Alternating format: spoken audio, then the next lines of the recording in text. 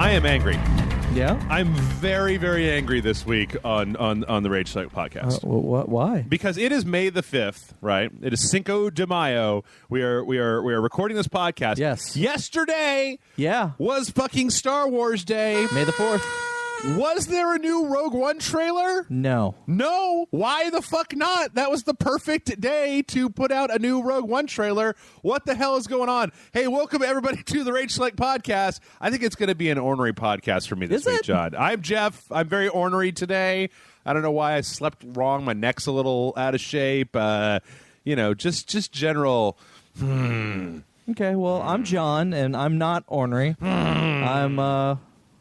I'm my usual jovial self. Yeah, yeah. It doesn't. I think I've seen you mad like 4 times in my life. Yeah. And even when you're upset, it's like you raise the bar by like 20% more angry than the way John normally is. Like, I really want someday. Like, I almost feel like someday I wanna pull like some kind of practical thing.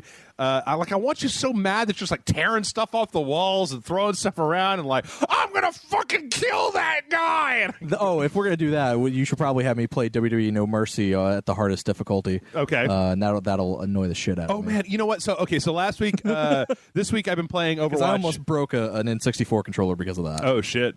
I've been playing Overwatch again, and I have discovered I have felt a thing I have not felt in a long time, John. To continue this horrible hamstrung Star Wars metaphor, which I'm going to come back to because I got some things to say to Star Wars. All right.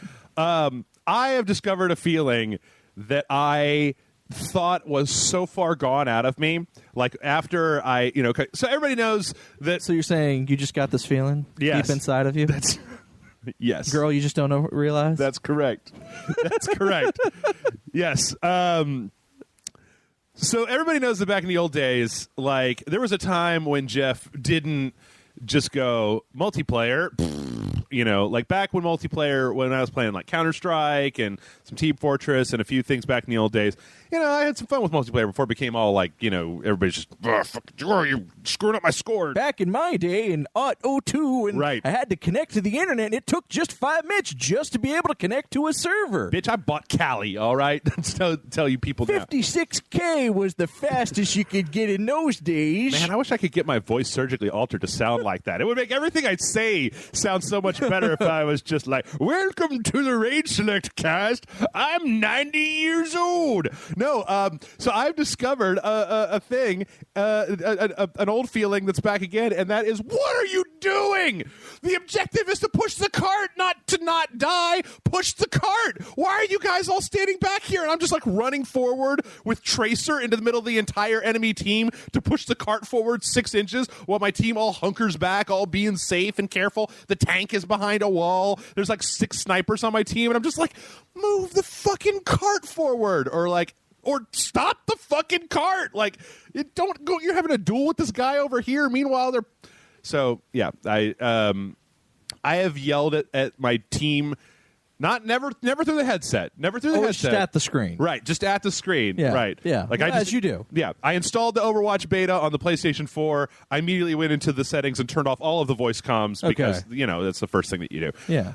Because fuck those people. Yeah, well, no, because, 9 times out of 10, I've been over this before, 9 times out of 10, the only interaction that I have online is negative. It's it's not like, oh shit, good job, man, you did a really good job this time, blah blah blah blah. Also, there's a thing at the end of every round of Overwatch where it brings up like the 4 characters who did like the best things, and everybody gets to upvote.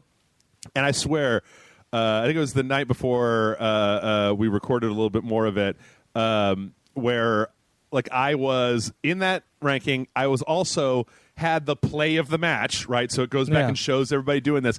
And I couldn't get the 5 upvotes that I needed to get like fucking epic or whatever it is that it says. And I was just like, so you're underappreciated in your time. Sons of bitches. Yeah. I know I'm playing Soldier 76 and he's some fucking basic bit shit, but like I moved that cart the entire way and I'd play the game. What the fuck, man? Come on. So yeah, I don't know that I like this side of myself. It's like it's like there was a really angry 22-year-old just like lurking somewhere. I thought I killed that motherfucker a long time ago, and then he just came jumping back out. I have not had a chance to play the Overwatch beta because it just went live for us plebes who didn't pre-order today. Yes. So I literally came from work to here, so I haven't had chance to go home and play it, but I do hope to play it sometime this weekend. So maybe I'll know exactly what you're talking about. Maybe. I don't know. It's just, I mean, like, the thing is that one of the things that I absolutely love about Blizzard, and they've done it with Overwatch again, is like taking like a game that used to have a focus in one direction. Like, it used to be that in, say, Counter-Strike or Team Fortress, right? Like, it was all about your kill-to-death ratio, right? Even in the Gears beta, that your primary objective KD. is killing the other person. Yeah. Whereas in Overwatch, there's no, or at least, I mean, there was something that they pulled out, and I wasn't entirely clear what it was for this beta, a thing that's going to be on the full game when it's released. But for the most part, this is an objective-based game. So it's either push the cart or capture the point and hold the point, right? Or defend the point or keep the cart from moving, right?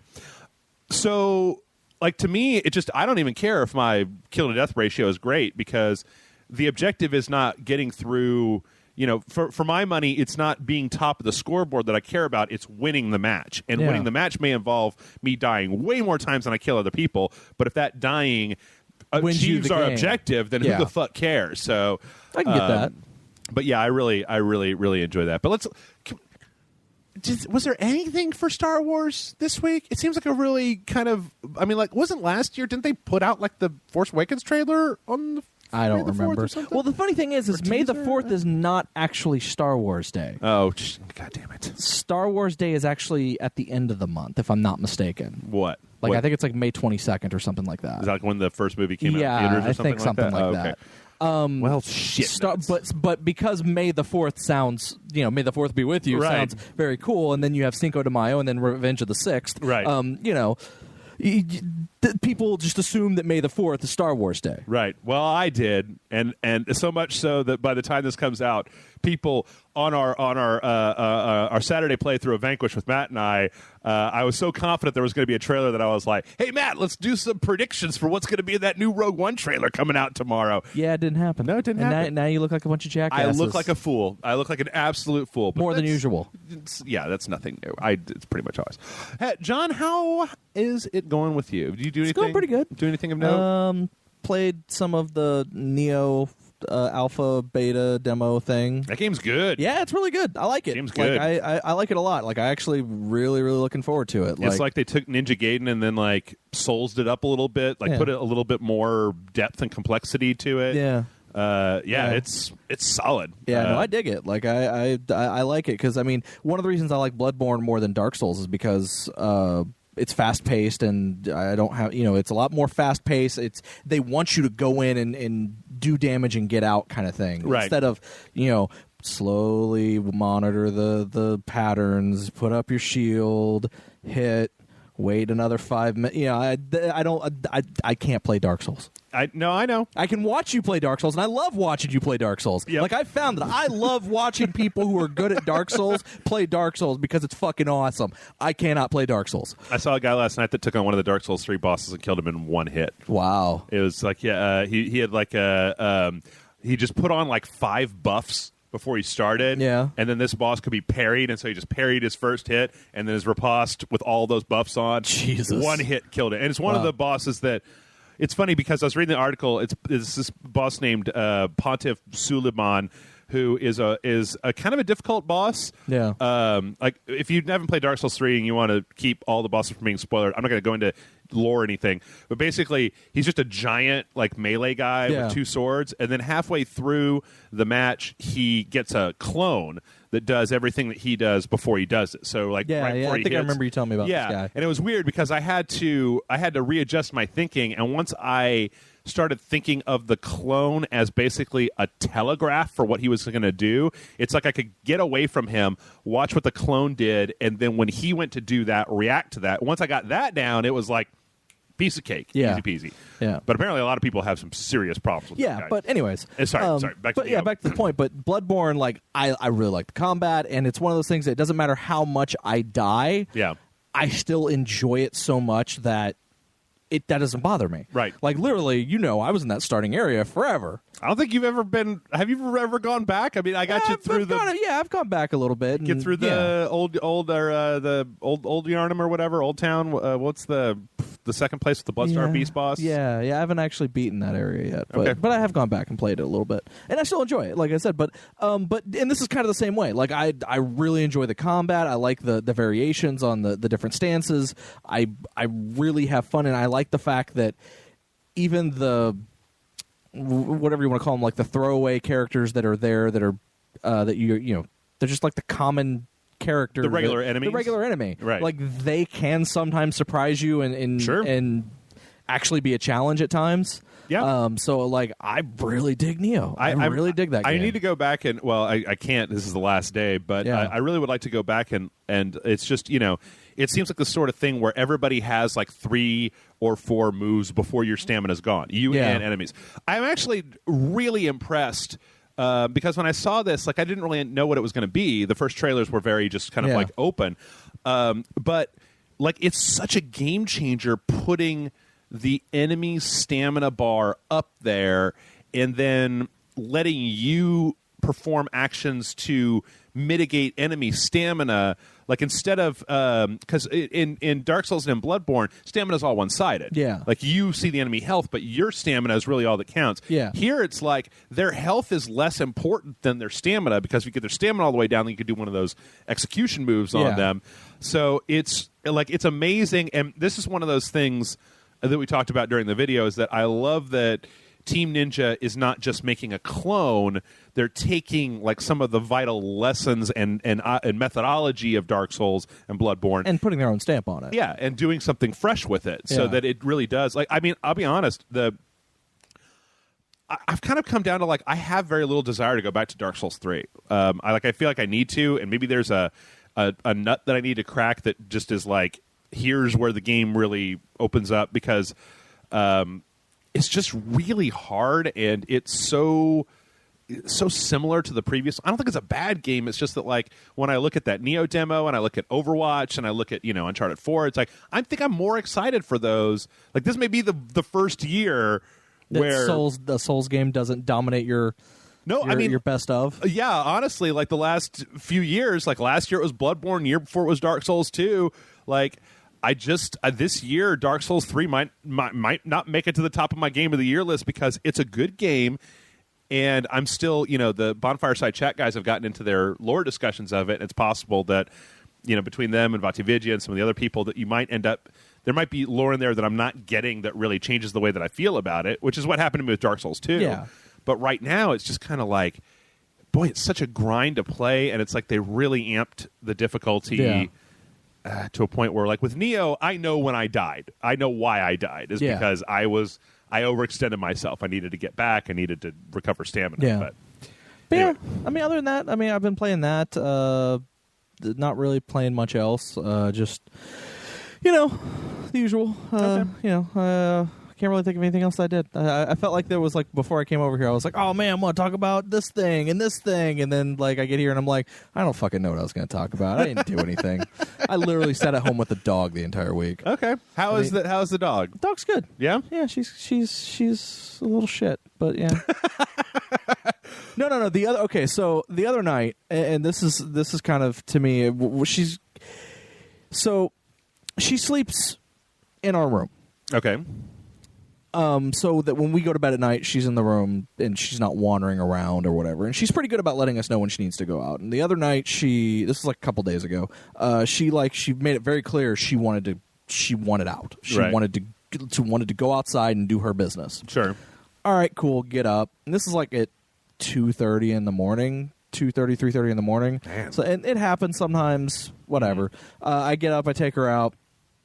Walks outside, sits down on the concrete, just stares at me. Yep. Like, why are we out here? Yep. And sometimes she's done this and then gone and done her business. But we sat out there for a little bit, and then she just walked inside. Like, didn't even like go do her thing. Just walked back inside on her own. I'm like, all right, fine. So I close the door and we go back in the bedroom. She's like, nope, I don't want to be in here. Yeah. I don't want to be in here. I don't want to be here. Okay, so maybe she wants to play, because sometimes she gets restless and she likes to play. So I'll play with her for a little bit, and then I'll go to bed. Puppies. So we go out, and I'm like, all right, you want to play? And she's like, nope. Lies down, goes to sleep. I'm like, all right, fine. So I leave her where she is and start to walk back to the bedroom, and she pops back up and starts woofing at me. Like, no, you don't get to go to the bedroom. So I'm like, all right, fine. So I grab a blanket and a pillow, and I'm like, I'm going to sleep on the couch. Right. That'll be okay. Surely that'll be okay. No, she didn't like that. No. So finally, I just grabbed the pillow and the blanket, laid down on the floor, and went to sleep. And then she curled up next to me and went to sleep too. So like that was the thing, is that she didn't want to be on the bed or on the couch either. Right. She wanted to be on the floor. Right. And she wanted me to be on the floor too. These stories that you tell me, your dog runs you, man. Like you are full on. You don't have a dog. You are the dog, John. Pretty much. You let this dog roust you from bed and then make you sleep on the floor. You know, and yeah. So that's the only time I've done that. Okay. But it was just one of those things that the big thing is I don't want her, because she is a puppy. Right. And, you know, while she does let us know when she needs to go out, sure, if we don't react to that, or if we don't actually take her out, sure, she'll pee her shit wherever. Right, yeah. And I'm trying to mitigate that because it's a rental and I do not own this house. I gotcha. No, I so, understand. you know, it's kind of one of those things. It's like, all right, well, let's, you know, so I'm right now until she gets to the point that she's older and she can control herself a little bit better. Right. And I can trust her to not shit or pee anywhere near my consoles. Right. You know. Okay. Fair enough. So you know, I'm right now, I allow this to happen. All right, we'll check back in 6 months and see what the situation. So, you know, she's a little. Here's the thing: she's adorable as hell. She's an adorable puppy.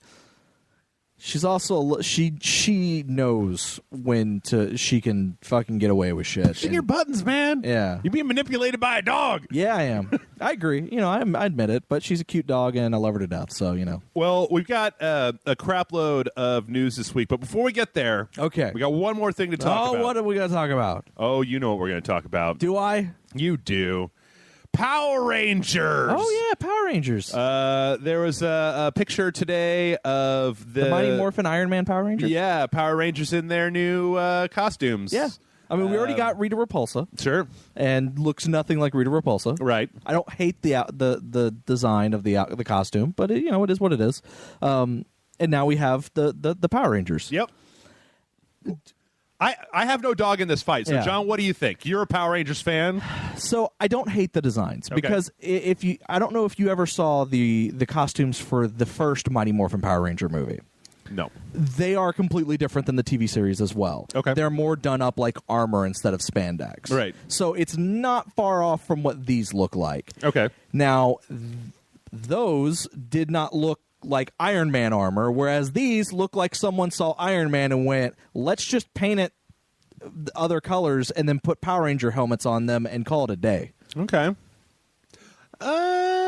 Kind of. I don't know. When I look at it, it looks like, I mean, you know, yeah, I can see the Iron Man comparison. I guess that if you were looking at it, though, it's like there was really only going to be one of two ways that this was going to go. No, you're 100% right. Either Iron Man armor, or it was going to be like what all the rest of the Avengers who were not wearing armor, like Captain America suit, that kind of like Kevlar or like leather, but it was going to be painted. Would you rather have seen the like dyed leather version? No, I mean, or I knew it was going to be some type of armor type. I mean, it was never not going to be that. It was never going to be spandex. Yeah, Let's put it that way. Yeah, it was never going to be spandex. It was never going to be the classical current Sentai spandex that is actually not that bad looking. I don't hate these. Yeah. My big thing is I want to see them in motion. I want to see how they move, how much they're able to move. Mm-hmm. If I have one complaint, it's that for the female Rangers, yes, the pink Ranger has her skirt. The yellow Ranger doesn't. She kind of has a skirt. On the armor? Yeah, on the armor. There's kind of a skirt there on her thing. I don't see what the hell you're talking about. It's not... around here? Yeah, it's kind of a skirt, but kind of not. Okay.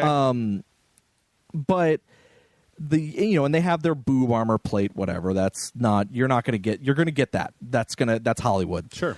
They don't have regular shoes. They have like the heel wedges on their boots. Oh yeah, I didn't even notice that. No female is going to fight wearing those kind of boots. I mean, yeah, I guess it's like when you think about what high heels are for is they're for making ladies' calves look all taut and shit, right? But they're all covered in armor, so it's not exactly like the wedges are pushing up their calves to be super sexy looking. And I just looking at this, all of the dudes have just like regular old footwear. Yeah, it's just like why would you do that? That's just me. I can think of one reason. Okay. It is impractical, but I can say that by making the ladies walk on their tippy toes, that in scenes where they're all together, it's going to make them look a little bit taller in the armor than they would normally. I don't give two fucks. Here's the thing. Like I said, with pretty much every other every other movie in development that's based on a property that I do have an affinity for, whether it be Man of Steel, Batman vs. Superman, Green Lantern, fucking G.I. Joe, or there's one thing that Ghostbusters. Sure.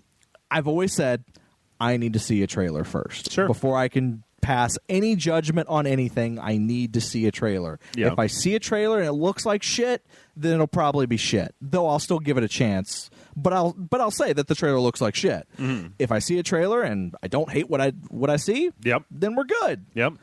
So I wait to see a trailer. I don't hate it. I like talking to you and especially Matt about this because, as before, I have very little dog in this fight, and there's also a few people on the website who just have deep, passionate feelings about this, and I'm just like Holly, and I know that I've said this before. This is where I bring the old man voice back. I'm just like, Hollywood has been ruining my childhood for years. They're not going to get it right. Like, it was a fluke that they got Avengers right, but the rest of the superhero movies still blow, man. Man of Steel, Batman, Superman, Green Lantern. I mean, Deadpool was good, but Days of Future Past was like Deadpool and all the Marvel films both succeed for the exact same reason. Yeah, is that they have people who are making the movie, that are writing, directing, acting in the movie, who respect the source material and also have a passion for it. Yeah. And so because of that, they ended up being good. Now, does the creator of this have passion for Power Rangers? I don't know. It could be good. Like I said, the costumes don't look, they don't. Oh, yeah. No, when I look at them, I don't go, oh, those are fucking horrible. I just go, well, I mean, I look at them and I still see Power Rangers. So I'll make it perfectly clear that it's always expect the worst and then be pleasantly surprised. To this day, I will say that unlike every other human being in the world, and I love saying shit like this because people are like, your credibility means nothing.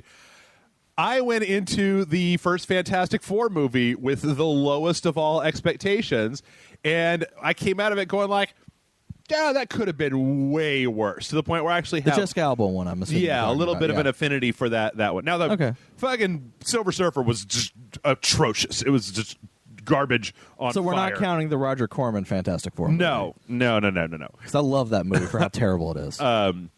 But I don't know. Because that movie, strangely enough, is fucking like a slave to the source material in all the ways that are amazing.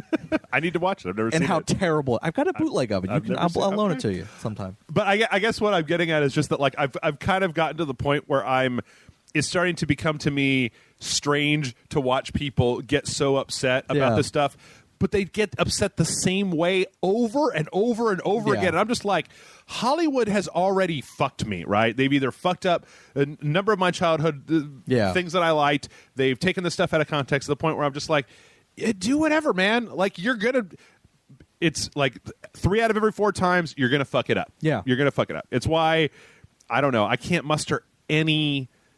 I mean, X-Men used to be my favorite comic book, and I watched that X-Men Apocalypse trailer last week, and it's just like, I used to love Apocalypse in the comic books, but like then they just started explaining him more and more, and he was better when he was just a very mysterious, crazy villain. Like, I liked him. There was an old comic, the old X Factor comics that were kind of like dark, where he would show up every so often just to mindfuck all of X Force or X Factor, and it was like, all right. Anyway, enough about that. We've got plenty of things to go over this week, and the first thing, speaking of people that are very upset, super upset, there's a new Call of Duty. This is the worst kept secret on the internet, John. Call of Duty I feel like the secret, the leaks happened and they just said, fuck it. We were going to save this for E3, but fuck it. Yep. Let's just put it out there. Yep.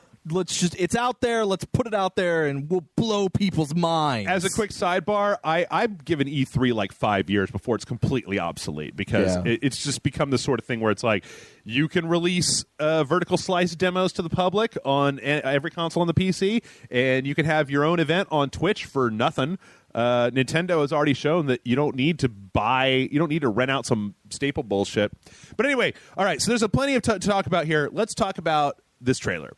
The trailer starts, and honestly, at the beginning, it looks very much kind of like Advanced Warfare or what was the Black Ops 3? Yeah, Black Ops 3. Advanced Warfare. What was the one before? Was it Ghost before Advanced Warfare? Because I think both Advanced Warfare and Black Ops 3 were both kind of like futuristic. So was right? Black Ops 2. Black Ops 2 was the first of the futuristic. Okay. This one, it's like a bunch of space. I mean, honestly, if you'd have told me that this was a trailer for Battlefield 2143, I would have been like, I could see it.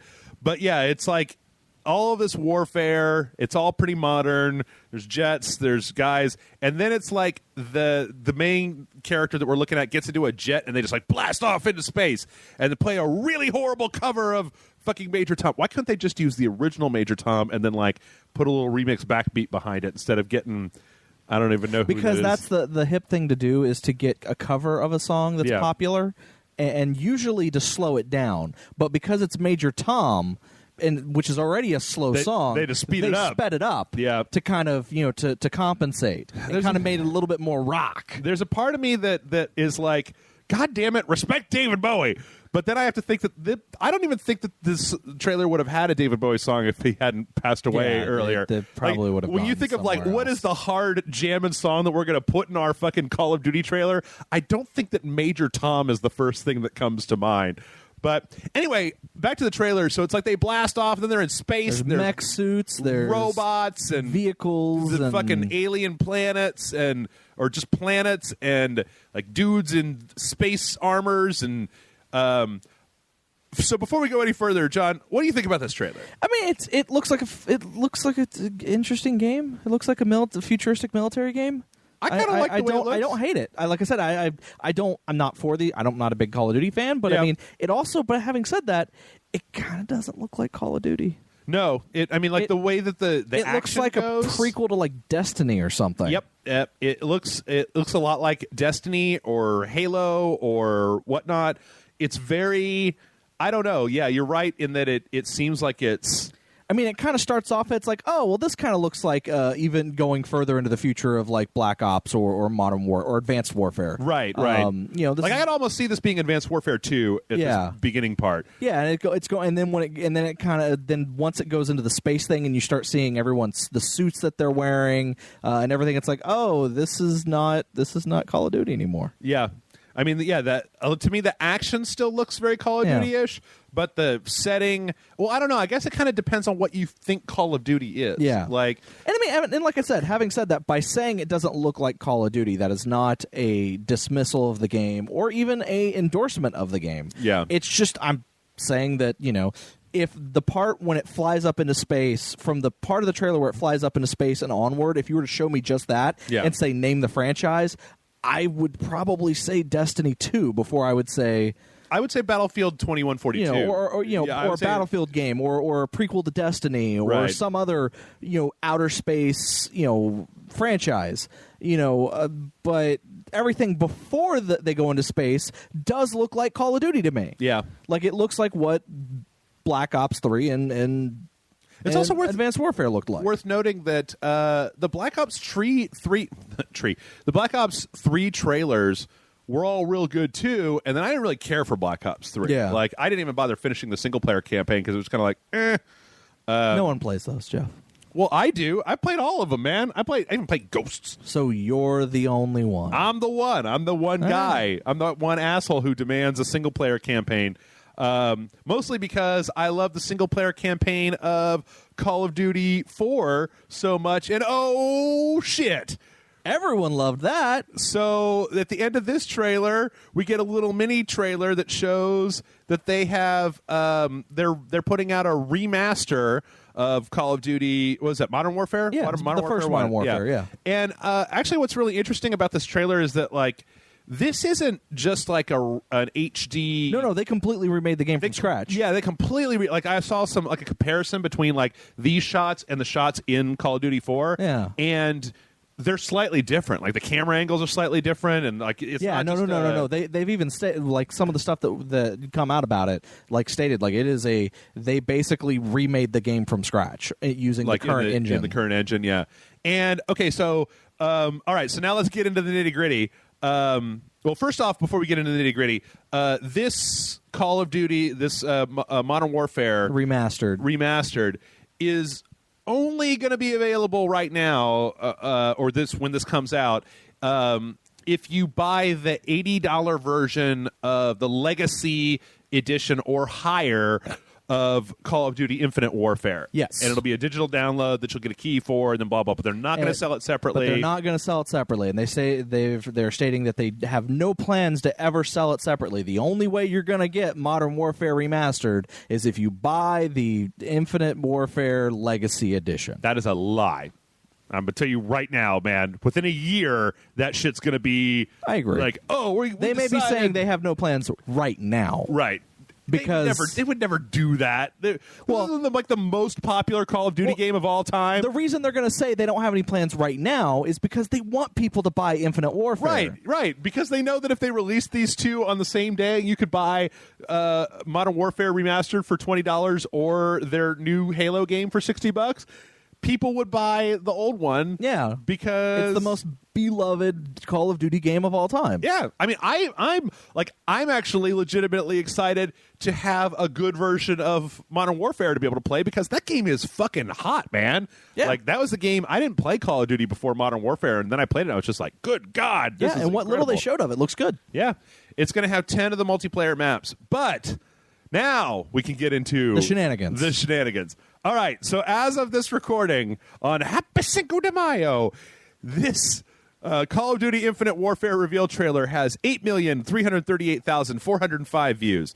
It has 187,416 upvotes and 371,971 downvotes. And that number's still going up. And that number is still going. Here, I'll refresh. I just wanted to pre buffer all of the videos before we do it. So yeah, it's if I'm not mistaken, it is now. Oh God, it's now up to 386,000 downvotes. If I'm not mistaken, it is now one of the most disliked videos on YouTube. Has it surpassed Friday by Rebecca Black? Because I don't know. It may have surpassed the Ghostbusters? reboot Ghostbusters. I don't know. I don't think that Ghostbusters even got that far. Like, it was more like a half no, Ghostbusters was reviled. Yeah, the official trailer for that has like one of the most like highest dislikes. Yeah, period. Let's see, which I think is unwarranted. Unfortunately. Yeah, this is so the Ghostbusters trailer is at 30 million, or almost 40 million views, 230,000 downvotes, 728,000 downvotes, 230,000 upvotes. Yeah. So yeah, not there yet.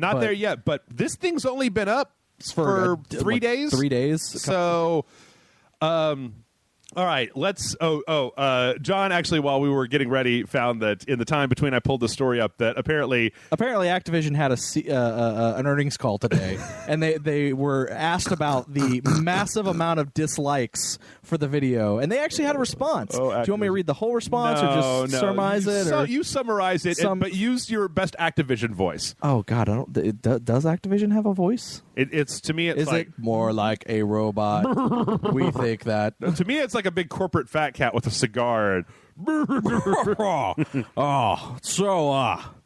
it's fans out there are passionate, and games have the most passionate. Gamers are the most passionate out there. No entertainment item in the industry has as much passion as game people, and that's a good thing. But anyways, so they're saying well, the fact that they're so passionate about it and the dislikes, the number of dislikes, right. We see that as a good thing, because that tells us that they're still invested in our game. They also basically said, and we understand some people don't like the outer space future stuff. They want the boots on the ground, old school stuff. So we're going to give them both. right in one package so that we don't split our player base. Which also makes me believe that you might have to have Infinite Warfare installed to be able to play Modern Warfare. I doubt that, but I can say that when you read out the entire statement that they had, it's so tone deaf. It's so just like trying to spin a thing when actually what you're seeing here is, Activision, allow me to translate for you. Make another World War II game. Or another Modern Warfare game, or a World War I game, or a fucking, Civil War game, a Vietnam game. Take one of the previous war theaters that you've done. Make a Pacific campaign. Well, I guess they did that with World at War or whatever it was. But I feel like the gamers are trying to tell you we don't want Call of Duty to be Halo. Yeah, we don't want it to be Halo or Destiny. Right. We want it to be either Modern Warfare or before. Yeah. And there are plenty of conflicts. Hell, man. How many World War II games did they make? 2? 3? Like 2 or 3. Probably more than that. But there's so many World War II stories to tell that, I would actually I was thinking about it today, and I was like, I think I could actually go for another World War II Call of Duty with the current engine that looks really fantastic, where you take some of the things that they had limitations for. I even tried playing Modern Warfare on the PC a while back. It looks a little rough. It's an older game, right? So I feel like there's also nothing that says that you couldn't make another story that was like Modern Warfare, that was just a modern war story. Yeah. It didn't have robots or nano powers or spaceships or whatever. Yeah, no, I agree. I agree completely. And, it is very tone deaf. The entire thing came off as, the two things that people seem to be upset about is with the fact that, it's the super future thing, so far in the future that it's starting to seem like Halo or whatever. Right. And that's not what people who play Call of Duty want, or at least that's not what some people want. Some people want. And then also the fact that, the Modern Warfare Remastered is only going to be available as a pack-in because they want people to buy Infinity Warfare so badly that they're willing to go, and just in case you thought about not wanting our game, you have to buy this collector's edition to get this other game that we know you all really want. It's such a transparently cynical business decision of we know that because I thought we read some stories that talked about how Black Ops 3 was compared to some of the previous earnings, so that they're like, well, let's just take one of the games that everybody loves a lot and then make it so you have to buy the new game to get that old game.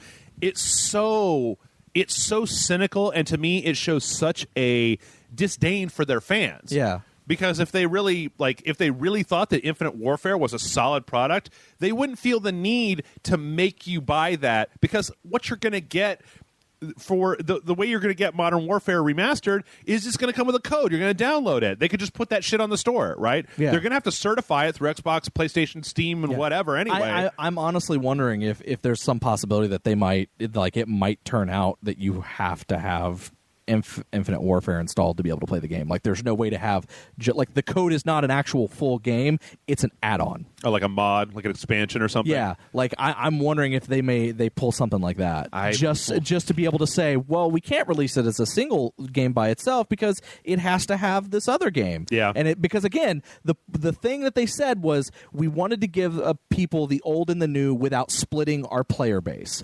That's horseshit. If they're not splitting their player base, that means that everyone who's playing online has to be connecting to the same servers, which means that the Modern Warfare Remastered and the Infinite Warfare are the same servers, which means that they are using the same thing to connect to those servers.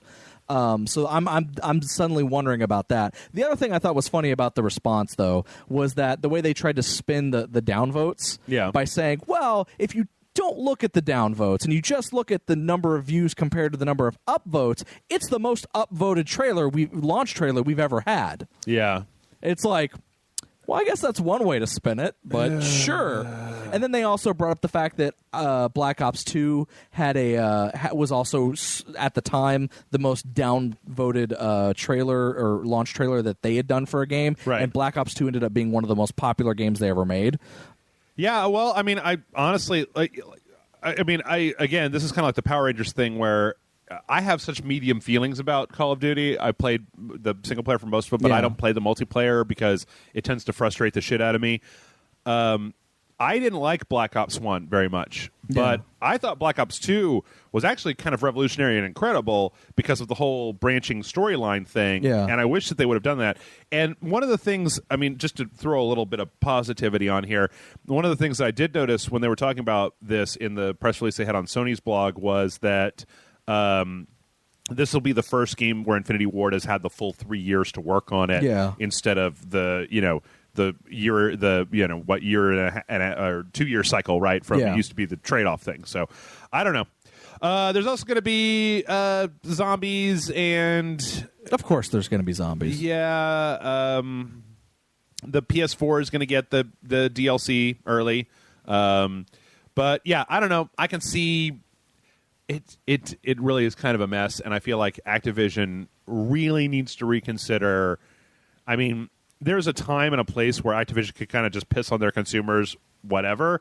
But, man, we live in a world of a lot of good video games these days, and it's not like, I don't know, like with Overwatch coming out and stuff like Battleborn, and, there's a lot of multiplayer games out there for you to play. Yeah. And not all of them play. And there's more to come. I mean, there's Paragon. Yep. There's Lawbreakers coming out. There's a shit ton of multiplayer focused games that are going to be coming out. Yep. And not all of them, not all of them play like Call of Duty, but I guess I never thought about it this way before, but like if you were a fan of multiplayer, no, that's Bungie. Okay, I was going to say, Titanfall 2 is in development, but I kind of got off track there, but there's a lot of different places for you to get your multiplayer fix these days. And so I feel that like Activision is a pretty titanic company, especially for the fact that I keep forgetting this fact, John, that if Overwatch does really well, that money goes back to Activision anyway because they some of it does, yeah. Yeah.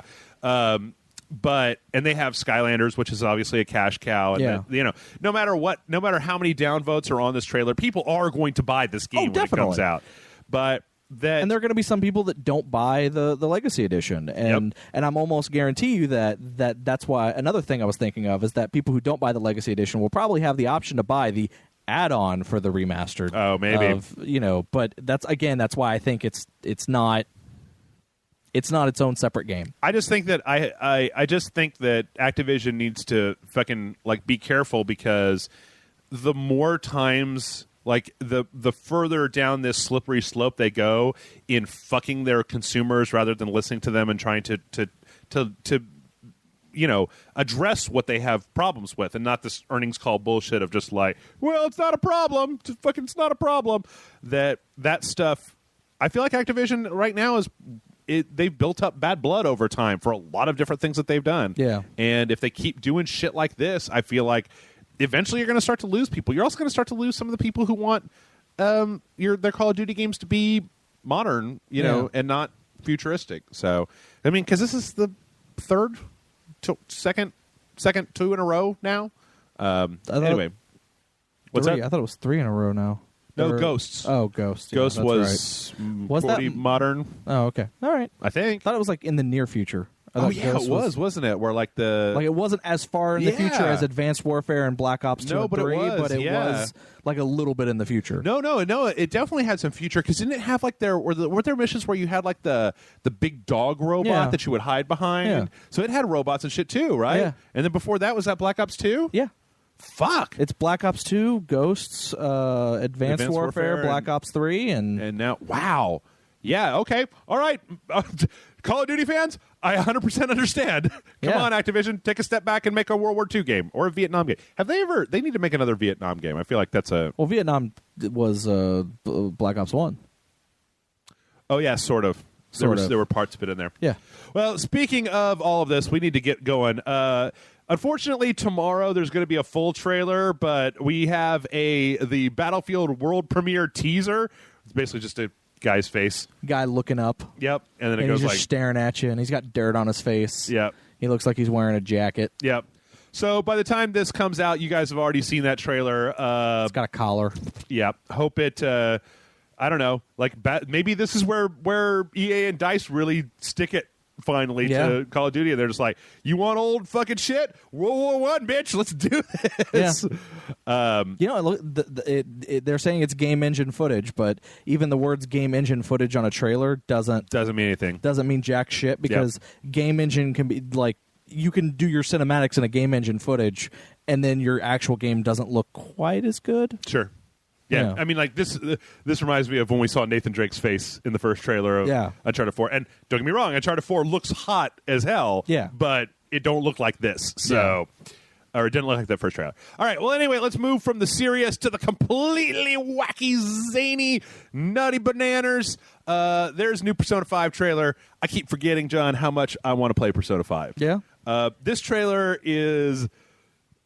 It's so crazy. I love it. It's cray. It's cray. It maybe even be cray. Maybe 3 crays. Oh shit! I know.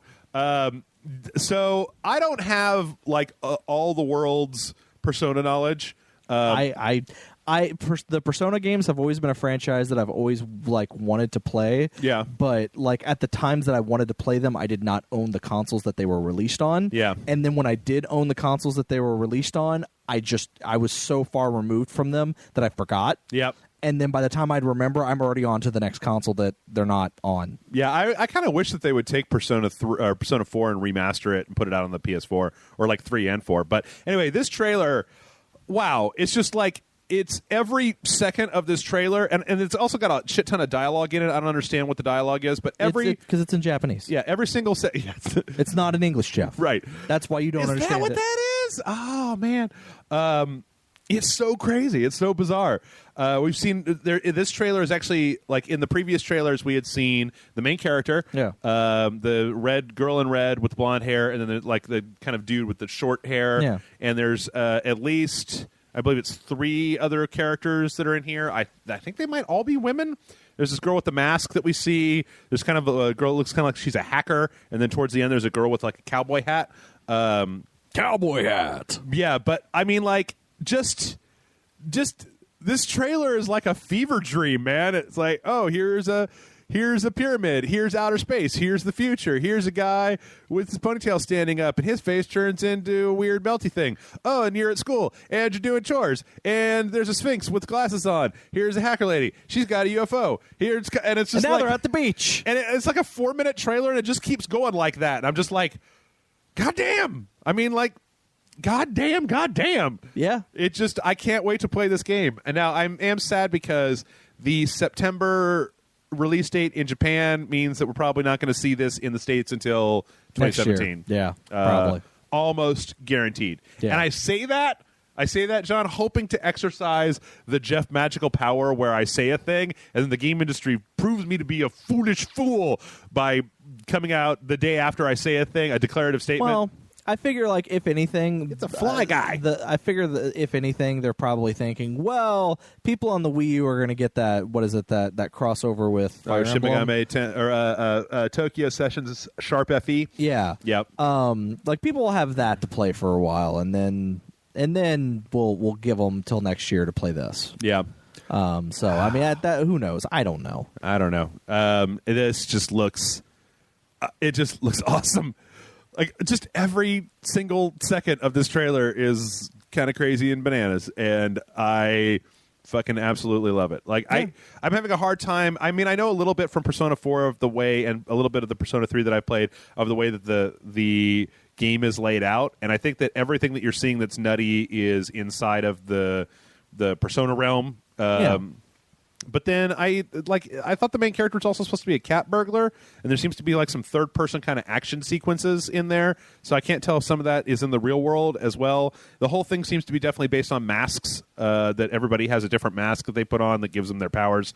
Kind of like we all wear masks, Jeff. The guns in 3 where they shot them. So it's a very deep and philosophical thing. Yeah. Every person wears a mask. I don't know. In 3, they shot themselves in the head with the spirit guns. Yeah. In 4, they all had different glasses. That was how they could see the stuff. This one, though, it's all masks. So September 15th of this year, Persona 4 or Persona 5. In Japan. It looks incredible. Yeah. I really always want to actually game. watch the Persona 4 anime. I've seen some of it. It's pretty good. It kind of, for me, suffered a little bit from that whole, like, well, I already know what happens. Yeah. And this is a very faithful adaptation. So, but if you've never got a chance to play it before, Persona 4, the anime is good. Even though this seems like it's going to have 1,000,000% no relation to Persona 4. So, oh man, look at this. There's some kind of collector's edition that's got like, what does it say? 20th anniversary of Persona series all-time best album, Persona 5 art book, some kind of big old box.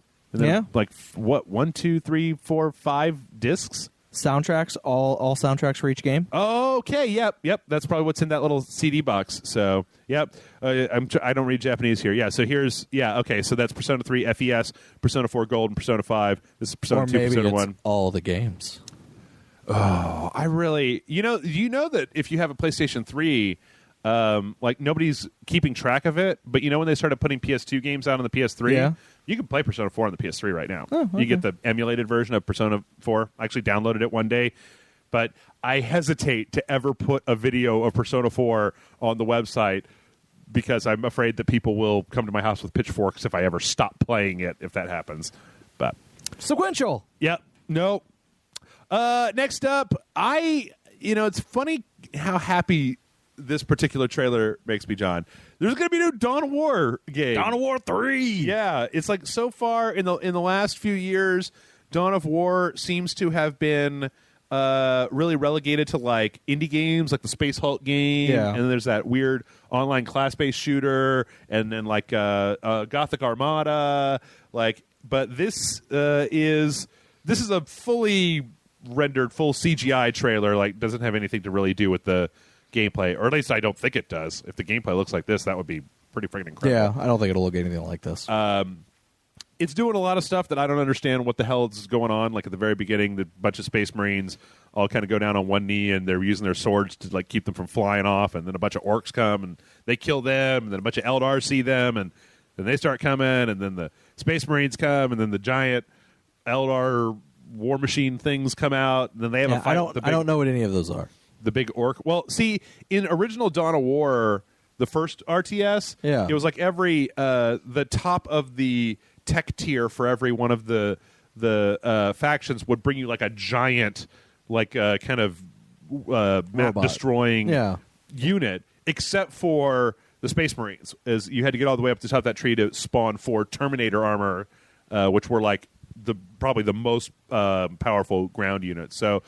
I would say that it looks like they're probably going to go back to the RTS format just because of if this was going to be like Dawn of War 2 was, where it was a squad-based game focusing on a single unit. Yeah, I feel like that this trailer would have been more personal, would have focused on something specific characters. Right, because right now it's just kind of like, very general kind of like war. I always feel bad, though, for these really serious Warhammer trailers, because when they put the orcs in them, the orcs look stupid no matter how well rendered they are. They still look dumb as hell, like they're using all these weird dumb robots.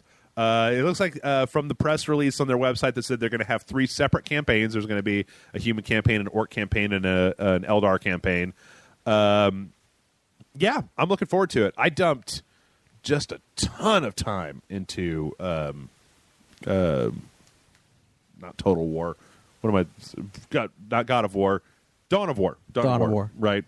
Especially the Necron expansion. I put a lot of time into that. So this is Relic along with Sega.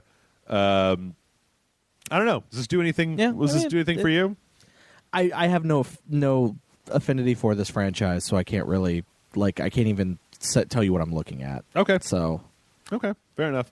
I'm looking at a bunch of dead bodies falling from the sky. Yeah, I don't really even know what all that's about. They're falling into this big, like, puckered up ground anus or whatever. But I would like to see... This is a very nice trailer, but kind of like, as always with all fully cinematic trailers, it's like, I need to see some gameplay. Yeah.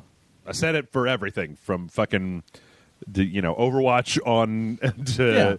this is I need to see some actual gameplay footage. So, all right. Next up on the world's trailer parade, just real briefly, there was an Overwatch cinematic teaser where Winston comes out to basically invite everybody to play in the beta, giving kind of the history of Overwatch. And we were talking about this before, but like, there's a lot of story in here that just doesn't come through in the game at all. Yeah. And I'm wondering, like how is that going to be presented in the final game? Right. Or is it? Yeah, they obviously have this huge backstory about like Overwatch, and they defended the world from this incursion. And then when they saved the world, the government went, hey, we don't need you anymore, so we're shutting you down. Turned on them and disbanded them, and now like the world's in crisis again, so they're getting the band back together. And it's like, none of this is, if anything, we know that none of this is necessary for people to enjoy an online first-person shooter. Like, it makes me wonder, though, just like, is any of this going to come through in the actual full game? Are you going to have any, like, unlocks that give you, or like a codex or something that gives you more? Because if all this is just left over, as you said, from when it was, what was it called? Project Titan. Project Titan. That's great, but it seems a little mean for them to shove all this story into our faces, especially because it seems like a really compelling story. Yeah. And they'd be like, but that has nothing to do with the game. Well, Shoot I don't think it has nothing to do with the game, but I mean, it feels like they're going with a very Team Fortress feel to it, where it's you have your game, and then here these commercials, these trailers, these little animated shorts that they're doing are providing you the context for the reason you're fighting. Yeah, I guess so, but the Team Fortress 2 ones didn't tell a story. They were just they were just mostly little vignettes. But I mean, there is other content out there for Team Fortress that does provide a story on why there is a red versus blue. And yeah, like the comics and the Saxon Hail or what. I don't even know what that stuff is. Well, I don't know. I guess I just feel like I would like to see. I would like to see some more. I mean, I've been playing the beta. I've been having a lot of fun with it. I guess I look forward to playing it. Like, these trailers that they're making are so story based that I don't know. It's just very strange to me to market it with this really kind of compelling storyline, and then for the actual gameplay to just be. I mean, not that there's anything wrong with the gameplay, but I mean, for all we know, there could be a story mode to it. We have to wait for the game to come out. Yep. All right. Next up. Oh shit. We're behind. Of course we are, because I talk a lot, as always. Doom. Yes, another trailer for Doom. Trailer. Yes. I really like this trailer because here at the very beginning, there's this robot that comes out that indicates that the character that you're playing is the actual Space Marine from the first game. Yep. Like he's got. I love this shot that you see at the very beginning of like the old Space Marine armor, like entombed, like in a.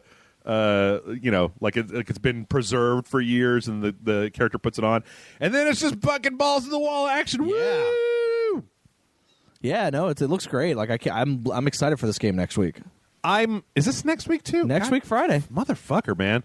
It's a hot week. Wait, are both Uncharted 4 and this coming out on like Friday of next week? No, Uncharted's coming out on Tuesday. Oh, good. So I have like 3 days to play Uncharted. Yeah. Okay. Good. And then this is coming out on the Friday or Thursday or Friday. Motherfuck, man. I have to say that when they first announced Doom, I was just very leery. But the more I see of it, the more it's just like, it looks real good to me. Yeah, no, I'm excited. Like I want the game. I want it in my hands. I want to play it. I want to play it. I want to play it. It also is very. I mean, just like I know that I've said this a bunch of times before, but it's a really good looking. Like this trailer's all obviously engine footage, right? Yeah, and it looks real good. Like I kind of wonder though. If it's going to, like, I wonder how the console versus PC. I wonder how much lower it's going to look, or how much lower fidelity it's going to look on the consoles as opposed to the PC. But still want to play it. Yep. No, I'm with you. Looks brutal and bloody, and can't wait. Just blowing stuff up and shooting stuff, and stuff blows up, and then you shoot stuff. So. Next up, and I think this might be. No, we got one more. Yeah, one more trailer after this. The Fallout 4 Far Harbor trailer came out for the next expansion. Yeah, for the third DLC. Yeah, is there going to be? Have they announced that there's going to be more DLC after this for that $50 season pass? Because if it's just this and Automatron and the Deathclaw thing, like that doesn't seem. I know they said that those are the first 3. Yeah. Now I don't know if if just these 3 are going to be the season, like if that's going to be it for the season pass, then there's going to be like another season pass afterwards. Yeah, that's like some games have done. How many Skyrim expansions were there? Oh, I don't remember. I didn't play Skyrim. Remember? Oh yeah. I gotta say, this trailer is real underwhelming to me. Like, it just doesn't really do a whole hell of a lot. It just kind of looks like, I don't know. It honestly looks like Point Lookout from Fallout 3, except slightly different things. Like, they're not doing a really super good job. I mean, okay, like, let's put this in perspective. The Automatron trailer had a bunch of robots blasting on each other. That's great. Yeah. The whatever the second one was trailer had that whole kind of little narrative where they're like capturing stuff, and there was a kitty, and it was like fighting a death claw. And I knew I didn't want to play it from watching it, but it was still a fairly enjoyable trailer to watch. Yeah. This one just seems really generic. Like, there's nothing here that really seems like it's doing a whole hell of a lot. Yeah, I don't know. So, I don't know. We'll see. I don't know. Automatron, I still need to go back and beat because on the PlayStation 4, I need to see if they patched it. I got to the end of the boss fight, and there was like too much debris in the arena, and it just locked up my PS4. And every time I reload it, it goes for like 4 frames, and then it just locks up again. Yeah. So, don't know, but like I'm looking forward to when they actually finally get mod support on the consoles, and then I can. I'm still real curious to see how that's going to work.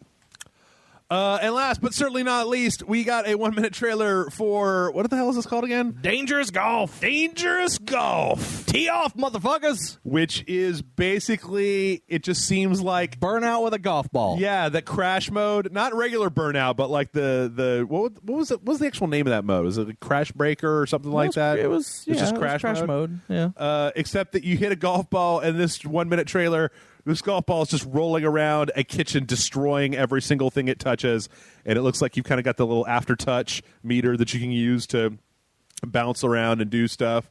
Yeah, there's not a lot to it, but it looks like they're just using Unreal Engine 4 to make a bunch of stuff for you to smash the fuck up. Yeah, and then you get points based on that, and then you have to get, get the ball in the hole.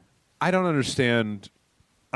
John, I'm gonna just use this trailer as a way to say I do not understand why we haven't had a Burnout game since Burnout Paradise. Like, Burnout's such a fun franchise, and the fact that is it EA or that owns Need for Speed, or is it Activision? Who does Need for Speed? EA. Is it EA? Yeah. That they bought Criterion, and then just made them make Need for Speed games. It's not the same, man. Yeah, it's not the same. It's not. And then like all the people left and then started their own company. Now they're making Dangerous Golf. Yep. So I don't know. I'll play Dangerous Golf. I do though kind of wish. I mean, like maybe even Black 2. You get Black 2. Yeah, Black 2, something like that. And that I believe is pretty much all the trailers that we have for this week. Let's zip through. Trailers.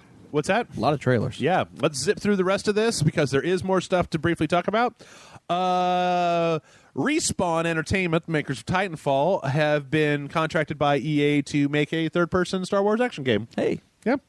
Apparently, it's going to be helmed by Stig, and I'm very sorry, Stig, Asmussen? I don't know.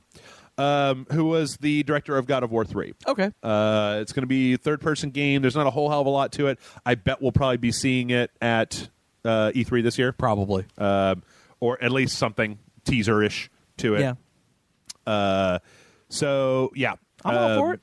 Yeah. I'm still in that kind of like, dude, make Star Wars games. What the fuck are you doing? Like, it's a property that everybody loves. Make some goddamn Star Wars games. Make some Star Wars games with some story. Yeah, and we'll totally buy the shit out of them.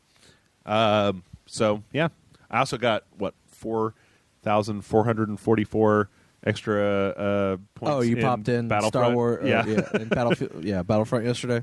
Next up, we have a few different Nintendo announcements. Hey, apparently Nintendo is not doing even a Nintendo Director press conference at E3 this year. Yeah. Apparently they're just going to like win their time slot, because you remember they were the last time slot before the show kicked off, right? Apparently they're just going to use that time slot to stream the new Zelda. Oh. And then just done. Okay. And then that going into their whole treehouse thing where they spent all of E3. So it's I'm kind of curious to know what the fuck's going on over at Nintendo, because like I think they don't have anything. because they don't want to show the NX. They don't want to show anything for the NX. Right. And I honestly feel like they don't have anything to show at all. I mean, I look at their lineup for the rest of the year, and it's like Tokyo Sessions, Sharp FE, Yeah. Sonic, and whatever. Yeah. And that's kind of it. Like, there's not a new Mario game, or no, the Paper Mario, the new Paper Mario, right? I keep forgetting about that one, but the new Paper Mario. But that's about it. There's nothing else. Like, and yeah, I mean, I guess I could show those. They could show Tokyo they could Sessions. show more 3DS games. Yeah, they could do more 3DS. What else is coming out this year for the 3DS? Like the Kirby game?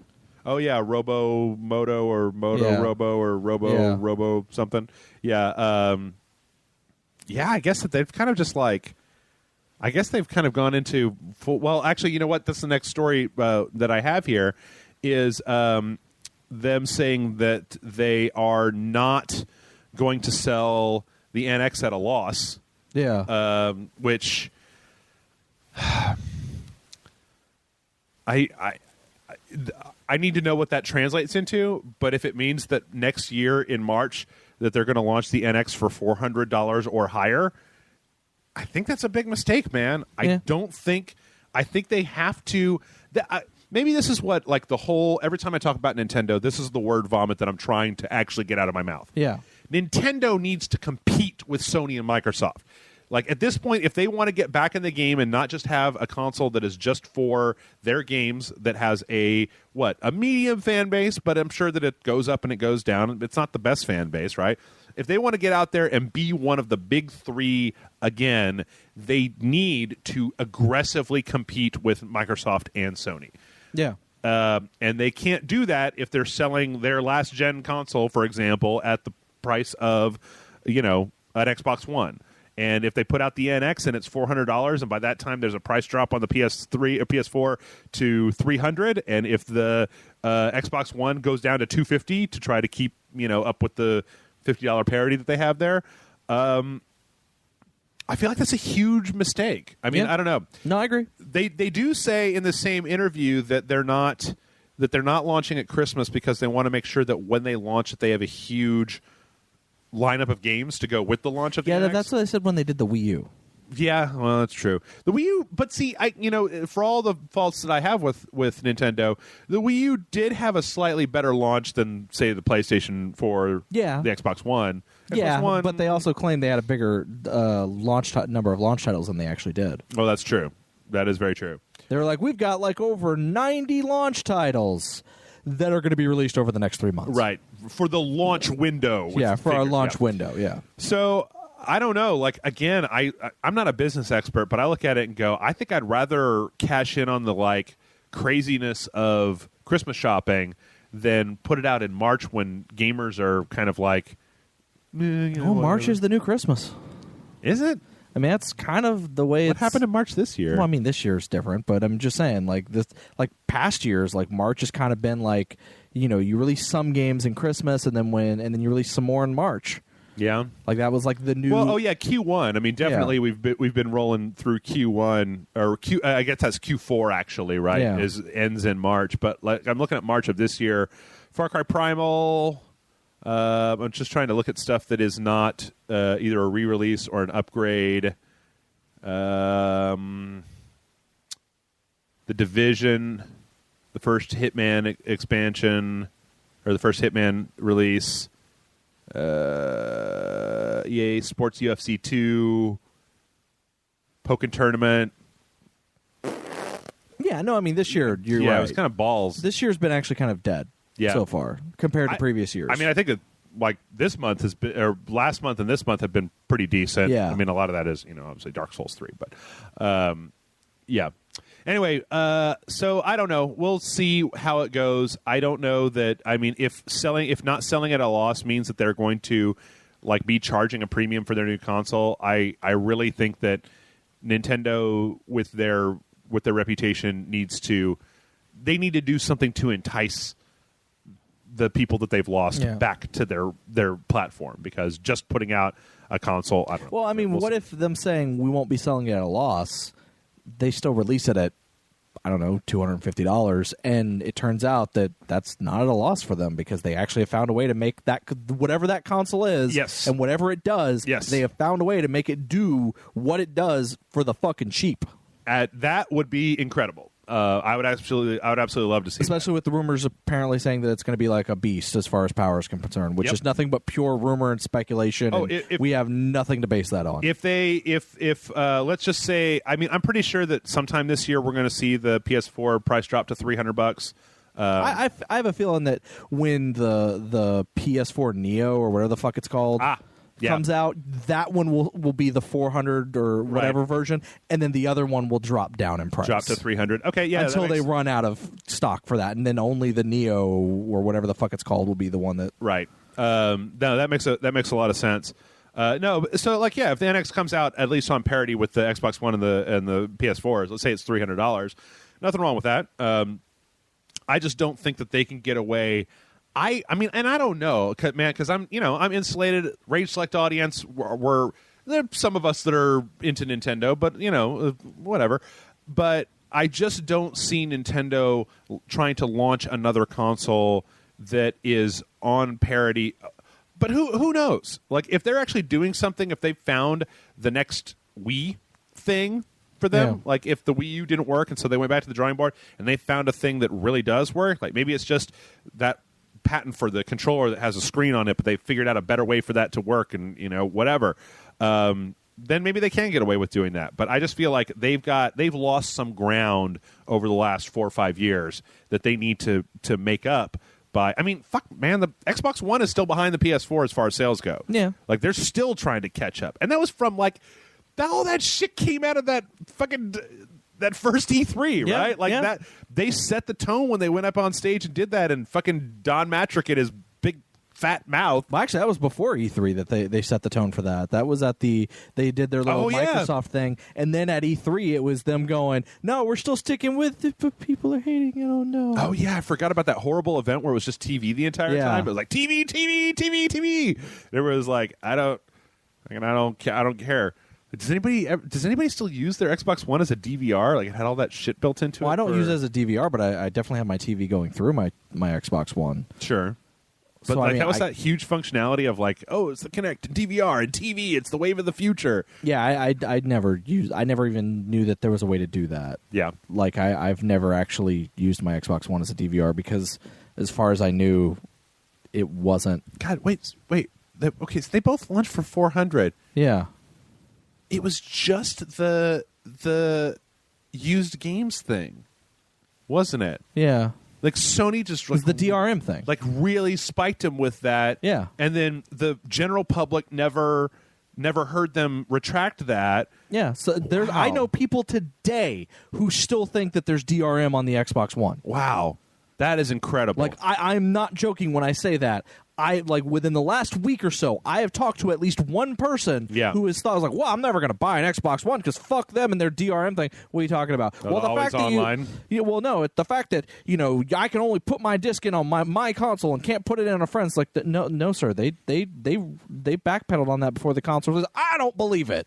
Yep. It's like, oh, okay. Yeah. Well, that's not. What you're saying is not true, but sure, whatever, man. To be honest, John, I mean, now that I think back on it, like that was like the biggest upset that I've seen in half a decade was Sony coming out and basically just being like, not on ours, because I was convinced. I was convinced beyond a shadow of a doubt that there was no way. The first company who went out on a limb and said that they were going to do that, where the disc was going to be tied to your account and you had to be online to play it, that everybody else would go along with it.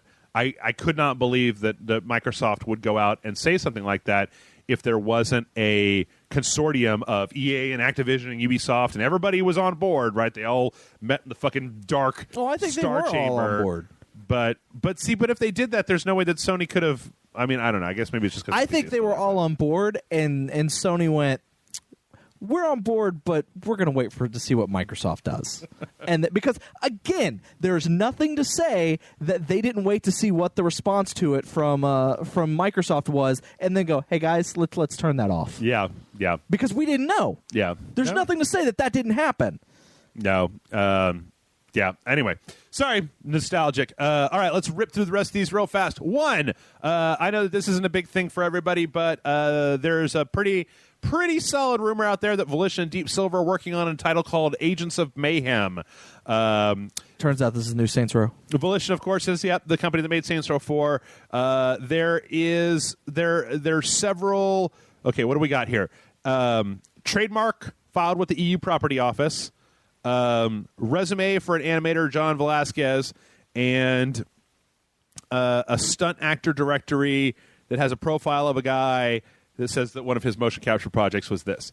I'm hoping, beyond a shadow of a doubt, I'm pretty sure it's not, but I'm hoping beyond a shadow of a doubt. Saints Row 5, Agents of Mayhem? No, the Agents of Mayhem is a code name for Saints Row 5 because they know that everybody's going to put it on their resume, and then, they're going to go to E3 and be like, and it's actually Saints Row 5! Or, yes, Saints Row 5, subtitle Agents of Mayhem.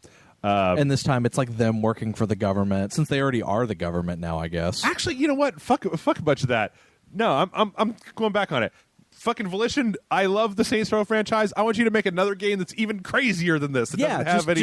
have it be its own thing. Hell, it can take place in the Saints Row universe. Make references to Saints Row in the game. That's fine. Yep. But have this be its own thing, and they're just fucking... Well, in the Saints Row universe, Earth is destroyed. Well, if you go by Saints Row 4, yes. So I'm saying have it be like before Saints Row 4. Like have it be between Saints Row. Like have it be right after the Saints become the president of the United States. Oh man, what if it was like a Ubisoft, like an Assassin's Creed game, like set in the old timey France or whatever, except that it's the humor style. Like Johnny Gat's gone back in time. Actually. I'm tired of Johnny Gat. Make a bunch of new people. But I'm just saying, have it be like when the leader of the Saints became the president, and he issues a new organization, not the CIA, but just call them Agents of Mayhem as a spinoff. And you are the character for that. Yep. Anyway, I can't wait to find out what it is at E3. Oh, even if it has nothing to do with Saints Row, I'm totally on board. Yep. Whatever it is. Volition, you do whatever. I will buy it. You got credit with me. So Total Warhammer has decided to add mod support on the PC. Yep. This is apparently a thing that they've decided to now add in that they didn't have before. So they're going to have Steam Workshop support and mods and stuff. So great. It's weird because I feel like I'm missing something because it seems like there's people who are already playing that game. And I don't know if it's, pre-released for somebody or whatever. Turtle Rock, the guys that made Evolve, are working on a new game. There's not really anything much to say outside of that. They're looking for, they have a job listing, looking for an animation programmer. The position is for an unannounced new intellectual property described as a cutting-edge game targeting next-gen hardware. Not much more than that. Is anybody still playing Evolve? Is anybody Probably still not. Evolve? I don't know. Frank and I were talking about that. I think I just didn't. It didn't click for me. I don't know. Whatever it was. I don't think it clicked for a lot of people. Didn't work. Next, Bethesda has a release date for Dishonored 2. They've announced that November 11th of this year is when Dishonored 2 will be coming out. So mark calendars, get your pre-orders in, do whatever skis. I'm excited. Apparently there's some voice talent in that game too. Well, you remember the first one? Yeah. Where you get to the end of the game and then it starts showing you the voice talent and you're like, God damn! Yeah, apparently this one's kind of the same way. I don't remember the names I saw, but there's some voice talent in this game. Yeah. Okay. It should be no surprise to anybody that Mighty Number 9 has been delayed again. Yeah. But this is the final time, 100% for sure. Will not change again because the game has gone gold. Oh, yeah, sure it has. Until you kickstart that you need Brazilian language support or whatever. June 21st is when it's coming out. Mighty Number 9, boy, what a mess you are. So let's just not hang too much on that. So apparently... I think that we've already talked about this, but it was kind of confirmed last week that whatever that next game that From Software is working out for the PlayStation is going to have PSVR support. Yeah. So good for them. Strangely, Shinobi from Sega is becoming a movie. Okay. Seems like one of the most generic properties to make it like a video game movie. Yeah. Like Shinobi, really? I mean, all right, it just means ninja, right? So, yeah. Being directed. There's a story to the game, so... Okay. It's being produced by Mark Platt, who made Legally Blonde and Into the Woods. Oh, okay. So is it going to be a joke? I don't know. I have no idea. There's a quote here. We love the Shinobi games and believe that the world of ninjas has never been properly explored on screen. We now have the opportunity to do just that with Shinobi. We hope to make a film that honors the essence of the games. Nobody's ever made a ninja movie before, John. I don't know if you know this, but Mark Platt is like, we've never seen a ninja. Nobody's ever just done ninjas justice, so we're going to be the ninjas. Right. Mm-hmm. Yep. He doesn't get out much, does he? No. I'm still waiting for the best video game. Apparently, I haven't seen Ratchet and Clank, but everybody seemed to really dislike it. So yeah, apparently the reviews I've heard about it are that the problems with it are the fact that it's that it's translating like verbatim almost, and that it's not fun. I don't know. I read one review from a guy that gave it a really low review that's like, I didn't have any of the feelings that I had playing the Ratchet and Clank games watching this movie. And I'm like, it's because it's a fucking movie, you idiot. Like, you're a movie reviewer for a newspaper?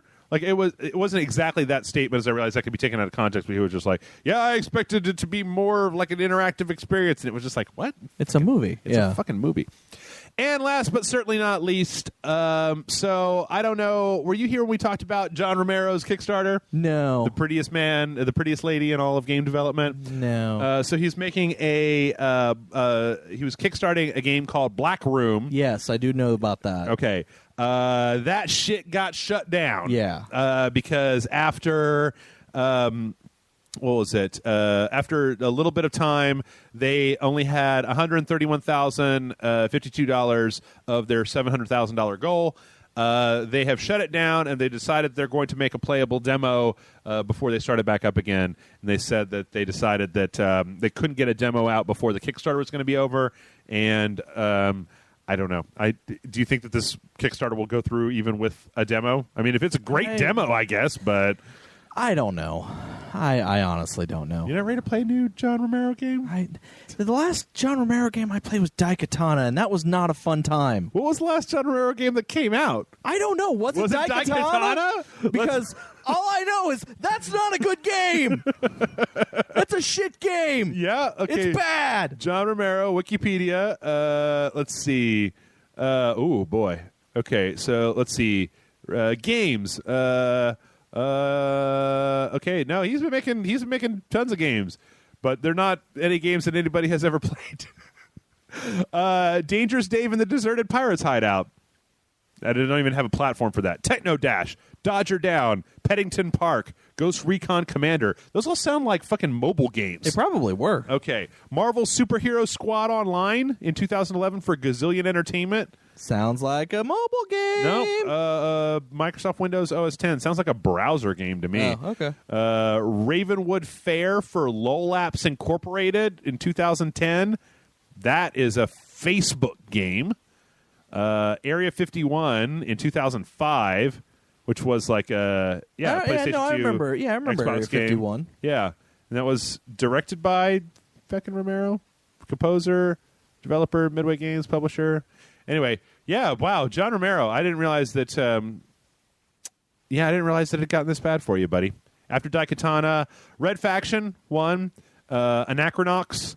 Hyperspace Delivery Boy, Jules and Jim, Dig It, Congo Cube, Cartoon Network, Block Party, Gauntlet, Seven Sorrows, Area 51, and then all those ones that I just talked about. So, we'll see how this works out for you. Yeah. All I could say is Daikatana was not a good game. Okay, well, that is as good a place as any for us to take a break. Stay tuned, stick around. We're going to be back with your questions in just a moment. Don't go nowhere. And we are back. Daikatana is a terrible game. Are you still on about that?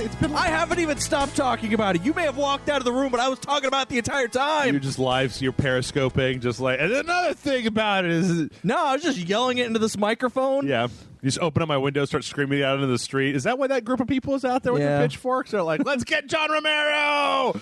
Never forget. I'm very convincing. Never forget. Never forget what that bastard did to us. I like the fact that it's been how long. Like, I have to imagine that even now there are young people who have never actually played Daikatana.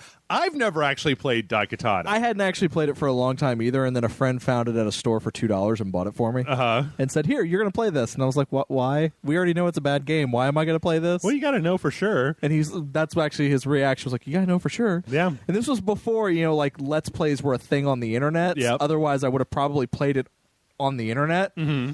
Like, I don't even know where that copy of that game is anymore. But yeah, no, it's a fucking terrible game. Okay. All right.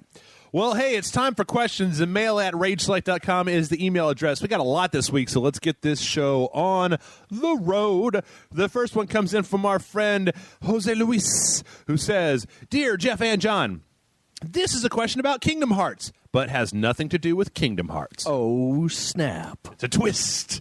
I got in a discussion with a friend that was basically saying that Square needs to focus on making Kingdom Hearts 3 instead of making handheld games, often thought of as side games. I said that a lot of what people see as side games actually contain important stuff to the story of the games, which has gotten pretty complicated. Tell me about it. While it wasn't necessary to play the GBA game that took place between 1 and 2 to get what was going on, it was beneficial when it comes to understanding the full story and motivations of the characters. However, with these other handheld games, they each have an important piece that adds more to the universe and contains necessary knowledge that will play into Kingdom Hearts 3.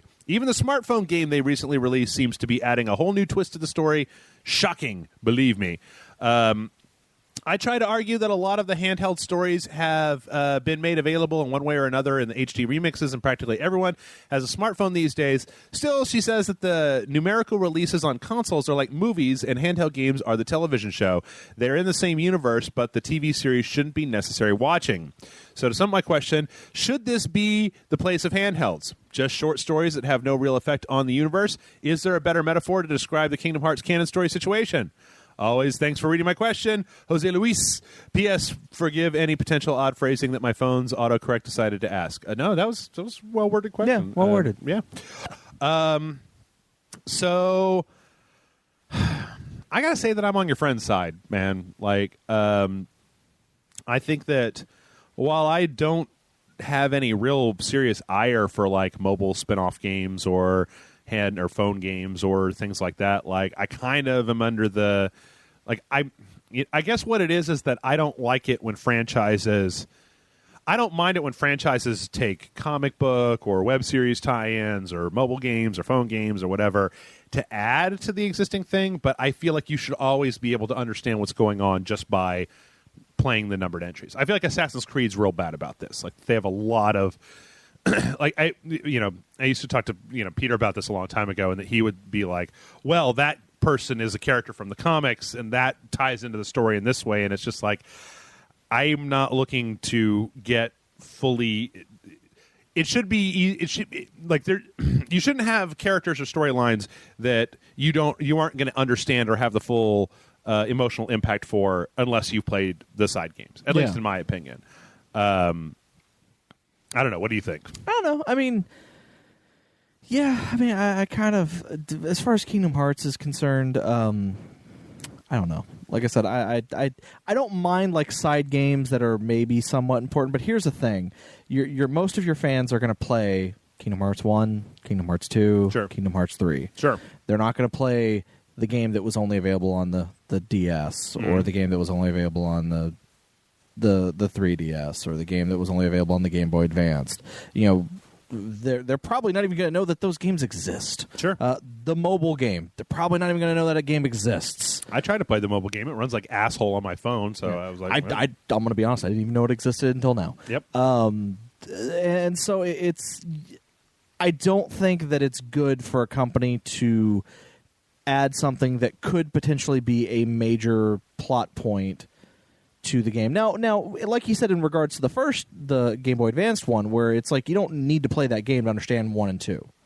You don't need to play that that Game Boy Advance game to understand either of those games. Those games play on their own. Yeah. You get through the whole thing. However, if you also happen to play the Game Boy Advance game, you get kind of another level of understanding that you may you see it from a different perspective. Sure. I'm kind of okay with that. Yeah. And for example, I mean, kind of what they're doing with the Final Fantasy 15 or whatever. Like, there's the game, and then there's the anime, which takes place a little bit before the game. Oh, right. And then there's the CGI movie, which takes place from a completely different group's point of view of the same events. Sure. If one or both of those had been a game, I wouldn't hate it. But I mean, But if I'm playing the game and I'm like, I don't know what's going on. Oh, well, you needed to play the game that was released on the Game Boy Advance 3 years ago, or... Well, I mean, I even go as far as to say that if you're only getting 70% of what's going on in the game because you haven't played a bunch of spin-off properties, I kind of feel like that's a failure. Yeah, no, you're right. On the part of the developers, because it's, I don't know. I mean, we've talked about this over the years a lot.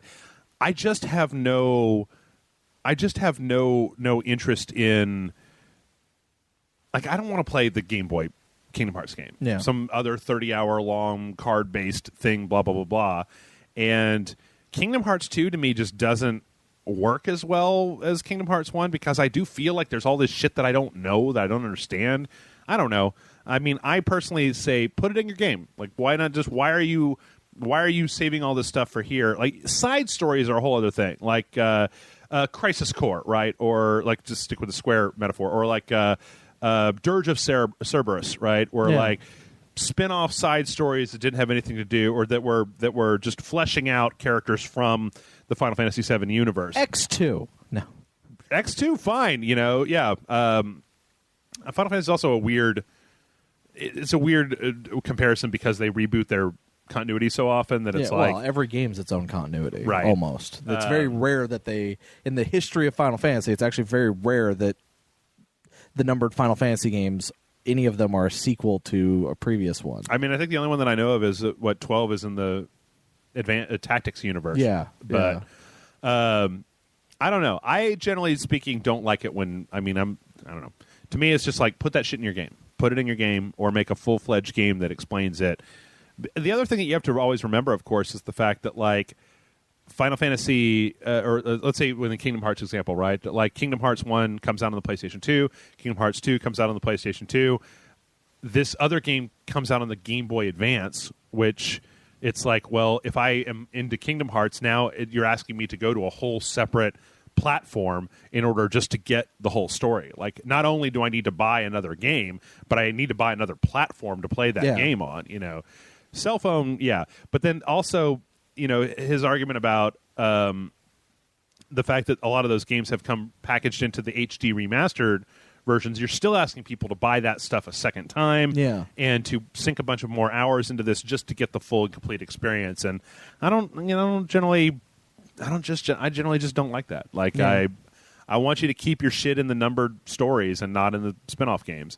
I think it's one of the reasons that I'm not a super big fan of a lot of the PSP God of War spin-off games, where they're we're going to tell you all about Kratos' history. It's just fucking make a full console game and tell me about Kratos' history. I like Kratos. I'll play a Kratos game. Don't lock it away on the PSP. Put it out there. Well, they eventually remastered it and released it on the PS3. Yeah, yeah. I mean, but, for my money, I think that the closest thing that I probably had to this was Peace Walker, right? It was a pretty integral part of the Metal Gear story, and that was on the PSP for a long time. It wasn't until whenever the HD collection came out that they finally put that out I also totally get your upsetness, over stuff like that, because Valkyria Chronicles, first game's on the PS3. Right. All the rest of the games are on the fucking PSP. Right. Yeah. Go fuck yourself for that. Yep. No, that's one of the best things that I feel like happened with the death of the PSP, was that you started seeing a lot of those games, I don't know. I never would have in my wildest dreams expected them to have taken Peace Walker and put it out on the consoles. Yeah. And let alone put it out on the consoles and it be a very well put together console game that really stands on its own 2 feet. So generally speaking, I prefer it when companies do not lock the story away behind other shit. Right? Like it's actually one of the things that really upsets me about when I heard people talking about how there were hooks in Avengers: Age of Ultron to storylines from Agents of S.H.I.E.L.D. because I just don't like Agents of S.H.I.E.L.D. or I'm not willing. I watched 3 episodes of Agents of S.H.I.E.L.D. and went, nah, not for me. I'm gonna say something. Yeah. The 2 bits of the 2 big hooks from Agents of S.H.I.E.L.D. Yeah. You don't need Agents of S.H.I.E.L.D. Okay. Because I'll tell you what the 2 hooks are right now. Okay. The hooks are they know where Baron Stucker is or whatever the fuck his name is right. At the very beginning of the movie because Coulson told him that he was there. Oh, okay. Because Coulson had found out where that base was. Okay. The helicarrier at the end of the movie. Yeah. Because Coulson was keeping that a secret and had a helicarrier hidden away somewhere and told them where it was and let them have it. Okay. Because Samuel L. Jackson said, "Hey, I need it." Okay.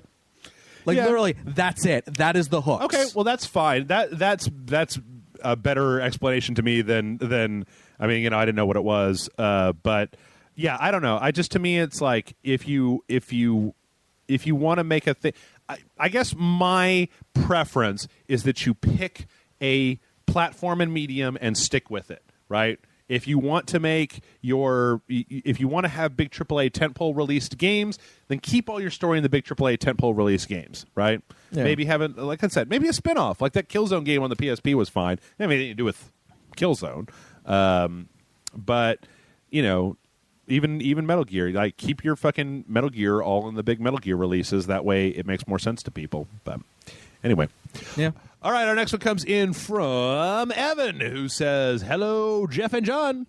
Did you ever experience some sort of content when you were a kid that really disturbed you because you were so young? I can remember my dad showing me Saving Private Ryan when I was 9 years old, which seriously messed me up for quite some time. Thanks for all the awesome content you guys put out every week. Your loyal patron, Evan." Nightmare on Elm Street. Really? That fucked me up as a child. Nightmare on Elm Street for a child is a terrifying concept. Yeah. They didn't purposefully expose me to that. I exposed basically I was told to go to bed and then I decided to watch it because all right, John's in bed, let's watch it. And then I basically was like, I wonder what they're watching. Oh, I'm gonna go get a drink of water because I'm thirsty. What? Why is this hand coming out of the bathtub? Oh, I'm never taking a bath ever again. It's fucking no. Yeah, it's funny. I can remember a half dozen things, and this is one of the things that I'm really glad that the internet exists, because up until the internet, I didn't realize that I was the only that I wasn't the only person who was scared shitless by a few really weird things. And I've talked about this before, but once again, it's nice every so often to go back over these moments. The moment in Pee-wee's Big Adventure when Large Marge's faces freaks out. I was not expecting that. It was kind of a scary moment, and even though the face is kind of goofy, it was still just like like it just freaked me out, and like I kept seeing that face like in my dreams and stuff, and it really freaked me out. To this day, yeah, never seen Pee-wee's Big Adventure ever again. There was a television movie for Alice in Wonderland, and at the end of the movie for Alice in Wonderland, some people will be able to say specifically what this is, but at the end of the movie, Alice is back home and everything is fine, and it was a fairly lighthearted little romp, and then it was like a cliffhanger for their sequel where she's at home and then like everything gets all dark, and then like the looking glass shatters. I know exactly what you're talking about. And the Jabberwocky comes out. Yeah. And it was just like, I know exactly which movie you're talking about. And like, yeah, that shit, it was such a twist, and then I was just like, And as a kid, that scared the ever-loving shit out of me. I talked with Brian Salisbury about this one. I don't know if you know this one. There was a claymation movie that was called like The Adventures of Mark Twain. Yes. Where he goes to visits Lucifer. Yes. And there is a the moment, Morning Star. Yes. Okay. So this movie, it's it's on YouTube. It is. It is fucking. You watch it today. It's fucked up. It's fucked up. So it's like Mark Twain takes these kids on a magical event. They all have like these big heads. It was kind of a style back then. Yeah. Mark Twain takes them all on this magical adventure, and he's taking them all to different places and showing them different things. And then there's this weird moment where they have like a door, And Mark Twain's like, well, you guys have to. It's like the Dagobah. It's like in the swamp where he's like, you have to go in there by yourself. And there's this figure that has a real like a floating head that's kind of very like a mask, right? Yeah. And he's got this table where he makes these little clay people, and then he smashes one of them, and then the other one like starts running away, and it's Lucifer.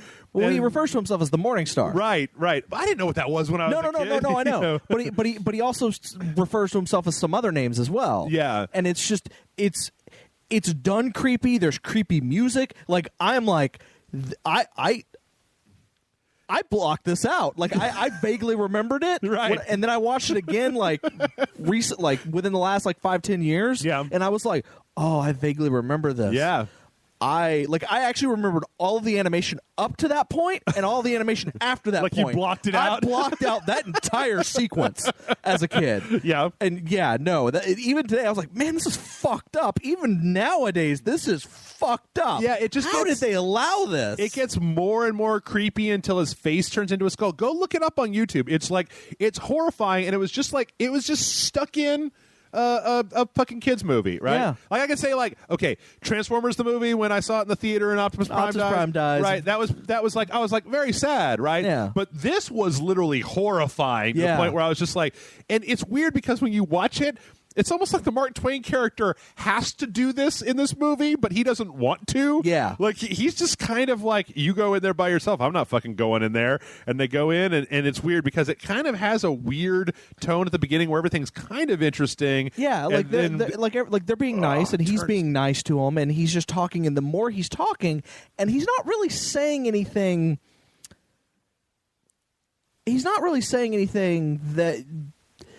the way he's saying it's the tone. It's weird. It's so strange. The way he's saying it, and then once you start to realize who he is, what he's saying starts to take on a whole new meaning, and it's very disturbing, even for my adult brain. Yeah, it's a very strange thing, and it definitely goes back to a time when we weren't afraid to scare the shit out of kids in the theater. I can say there's a few more that I can probably rattle off. I could probably dig down deep and look at some internet lists and find these out, but I'll tell you. In the Thriller video, when Michael Jackson goes full werewolf, that werewolf really scared me when I was younger. But then the one that I know that I think this might be one of the only ones that is very specific to me, John. So back in the olden days, there was a game called Transylvania, and this was like a gothic point and click kind of like adventure game back on the old Macintosh. Okay. And my dad used to play these games. Like, he used to love Space Quest. There's a game called Cyborg. He was like text adventures. Yeah. I played a lot of Police Quest and Space Quest. This was a text adventure where you had to type the right thing in, but it had some graphical elements to it. Yeah. And there was a somebody knows what I'm talking about. So let's see if I can find a picture of this. So there was a no, there it is. So this was a point and click game, and every so often, when you were playing the game, this silhouette would come up of a werewolf and kill you in game over. Now, I'm gonna be real clear here. I was looking over my dad's shoulder when he was playing this when I was like 3 years old on an original Macintosh. For whatever reason, this silhouette of a spooky monster scared the pants off of little Jeff. Lil Jeff, I should say. I don't know what it was, but yeah, because you had to go and you had to find silver bullets and a gun to kill this thing because it would just pursue you around the world if you didn't. But yeah, as a kid, here's a bunch of different renditions of it.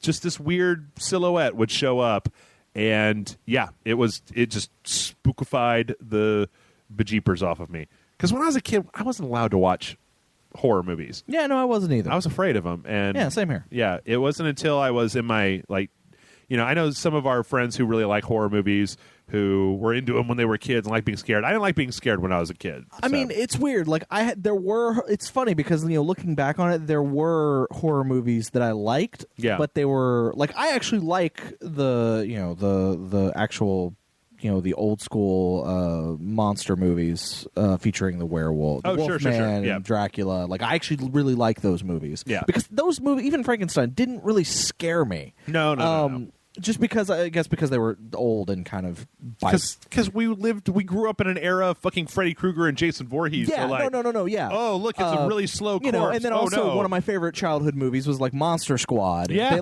I liked movies that were scary but still had a sense of humor about it. Sure. Like, that was kind of my thing growing up. Like, my parents were okay with that. Yeah. But then, like, obviously, the more hardcore scary stuff, like the more, like Freddy Krueger and Friday the 13th. Like, I wasn't allowed to watch those movies. Sure. And didn't watch them until much later. Or if I did watch them, they, caused me to not want to take a bath for a large portion of my childhood life. I think there was I went to a slumber party at another kid's house, and that was the first time that I saw a full-length horror movie that was in it, but it was Halloween.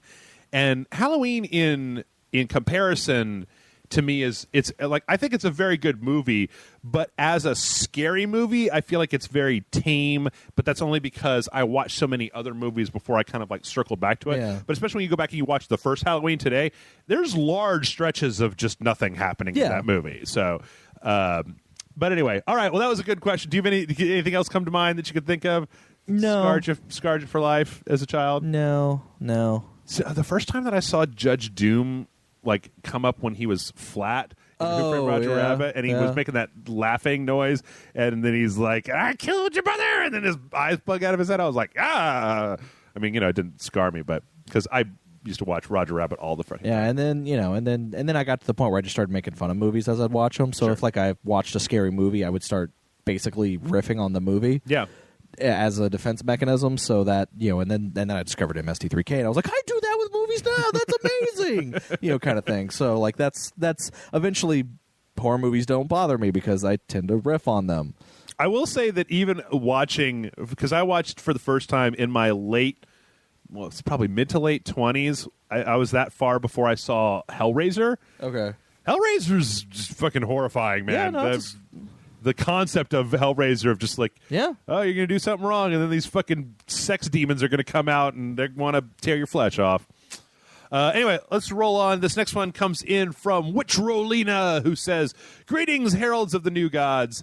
So something has been bugging me for a while. Everywhere I seem to look, I see games media people talking about how strange it is that we call ourselves gamers, and that we're the only ones who do that. Thinking it odd, I asked my bibliophile friend about it. She thought it was odd too, and we talked to a foodie who agreed as well. Some of these are bolded. I will read them in a funny voice. After all, her mother was a movie buff and self-identified as such, so we didn't understand why my status as gamer somehow made me special. The thing is, we're not. Like any other hobby, we have a term of self-identification. Gamer. You are a gamer. Simply put, if you self-identify yourself as one, just like any sports fanatic, scrapbooker, or music lover can attest to. So people declared that people who only play mobile games aren't gamers. Fun thing is, said people would probably agree.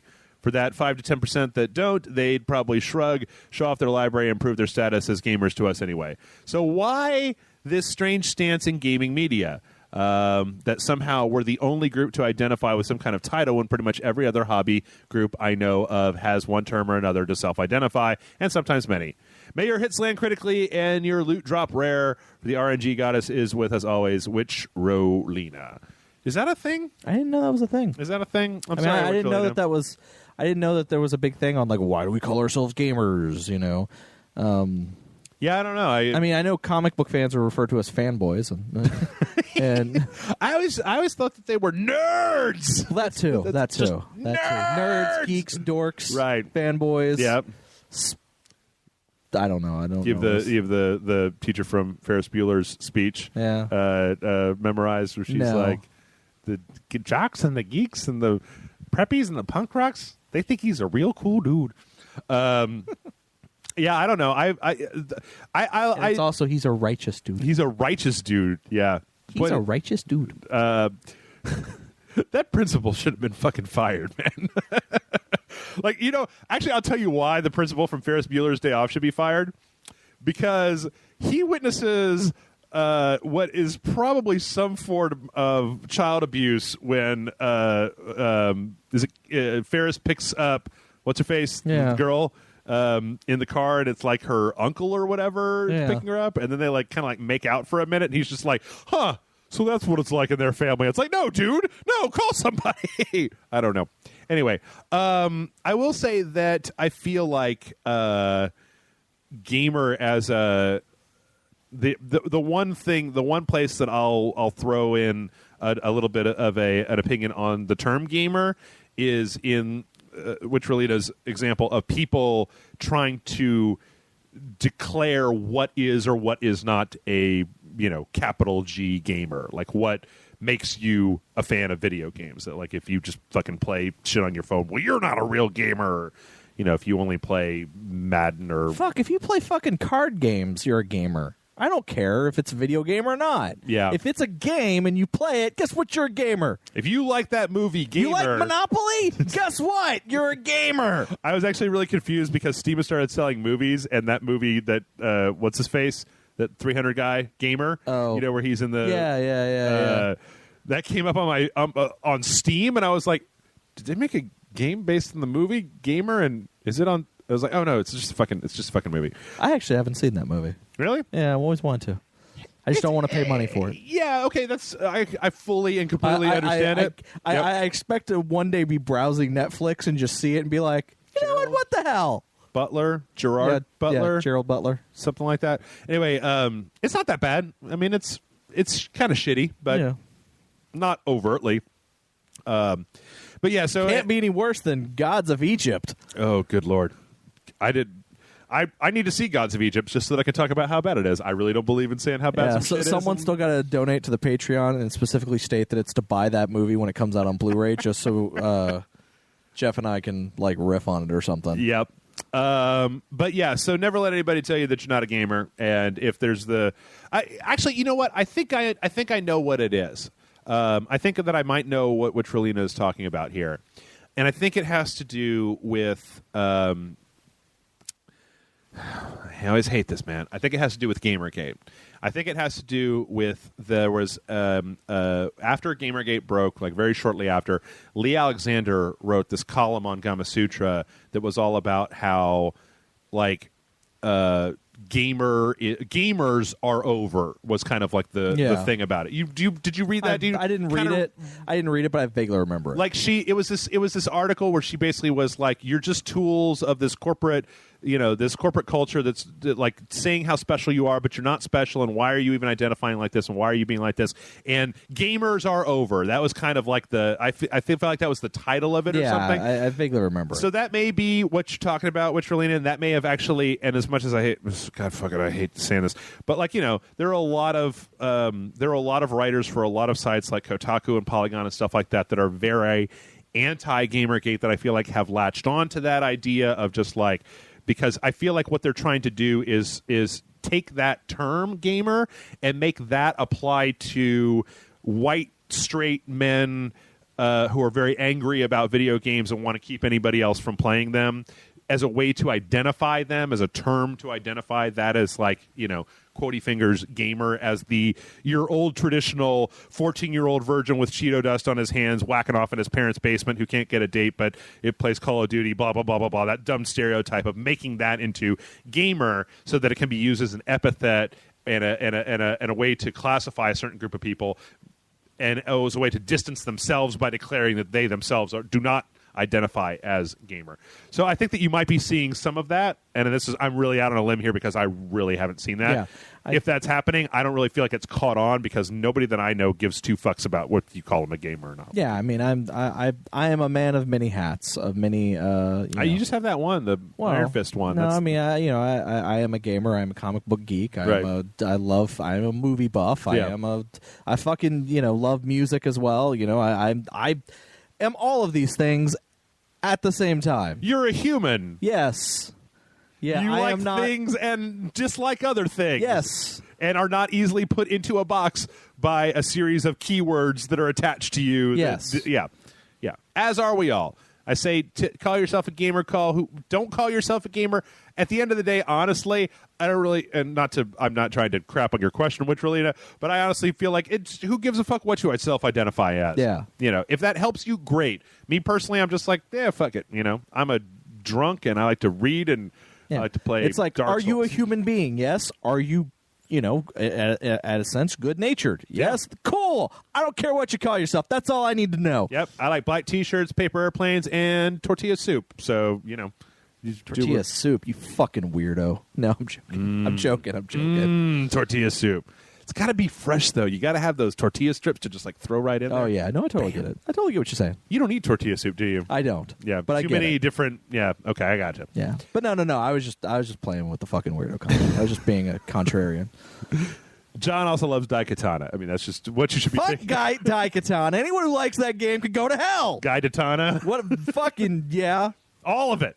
All of it. All right, Brandon writes in to say, hello, Rage Lords of the Dog Church. I have an offering in the form of a question because I already give money. Last generation, it seemed at the 2-year mark that we had a lot of beginnings for new franchises like Mass Effect, Gears of War, BioShock, Uncharted, etc. While this generation, I've noticed mostly a continuation of those series instead of new IPs, which isn't bad, just not as exciting. My question is, what new series that came out on the PS4/Xbox One do you think will have a running series, a sequel, essentially? This is my unpopular opinion that the games I think of are just okay at best, like Destiny, Titanfall, and Watch Dogs, which aren't horrible games, just not something I want a sequel to. The only one I can think of is Shadows of Mordor, which was worthy of a series. Sorry for the long rambling. This has been on my mind all week. Thanks for years of entertainment, loyal patron Brandon.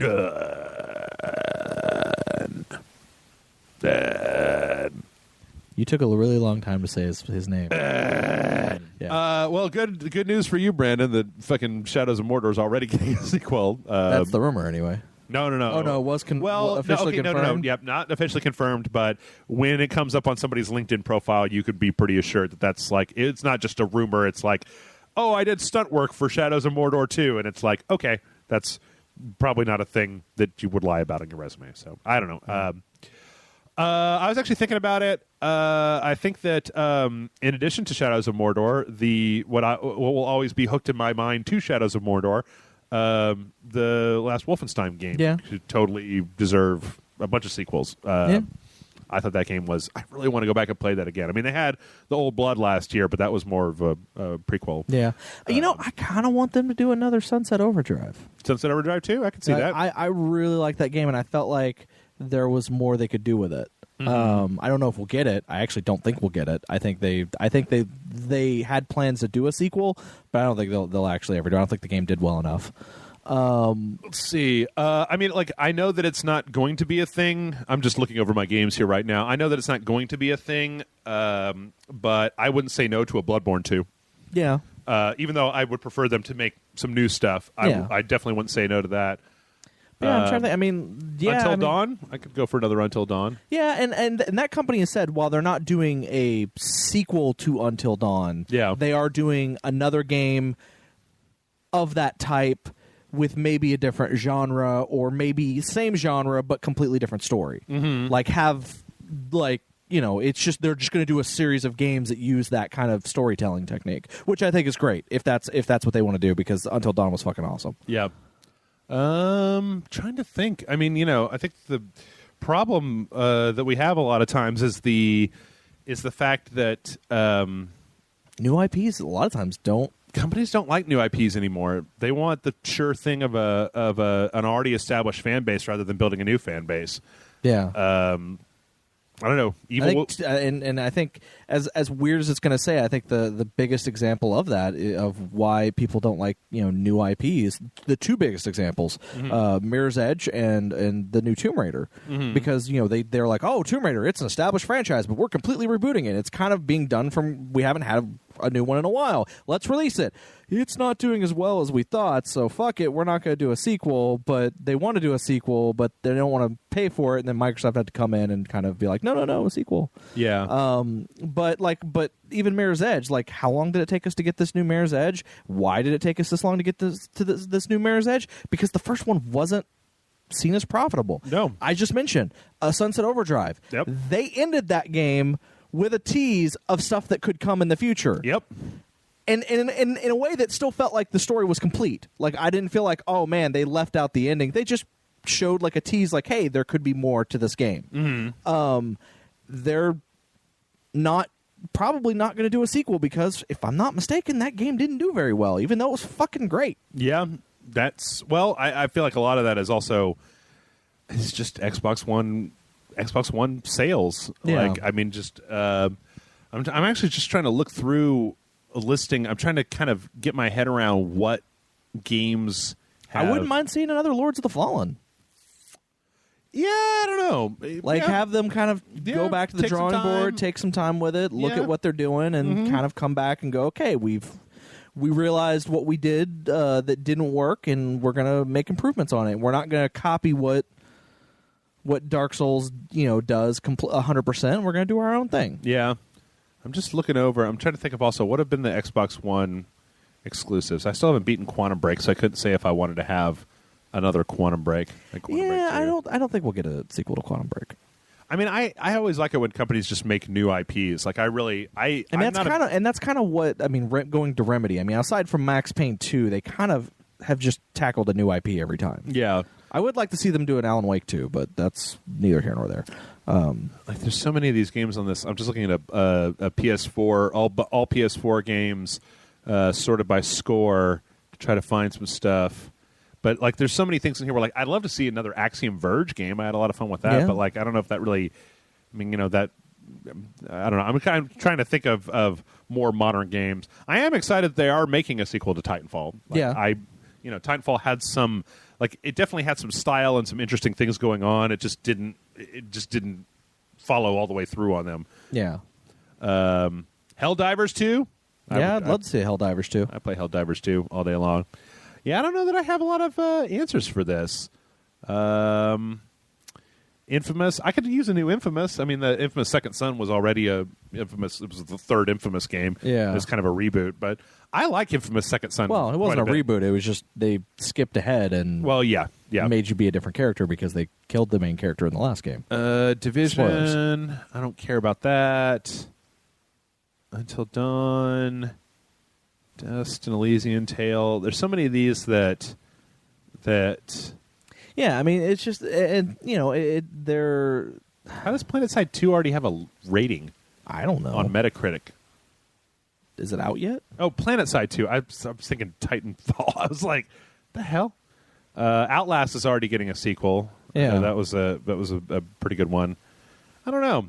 I'm gonna. You know what? I'm just gonna back it up and Hand say, of Fate. We already know they're making a sequel to that. Yep. Yeah. Yep.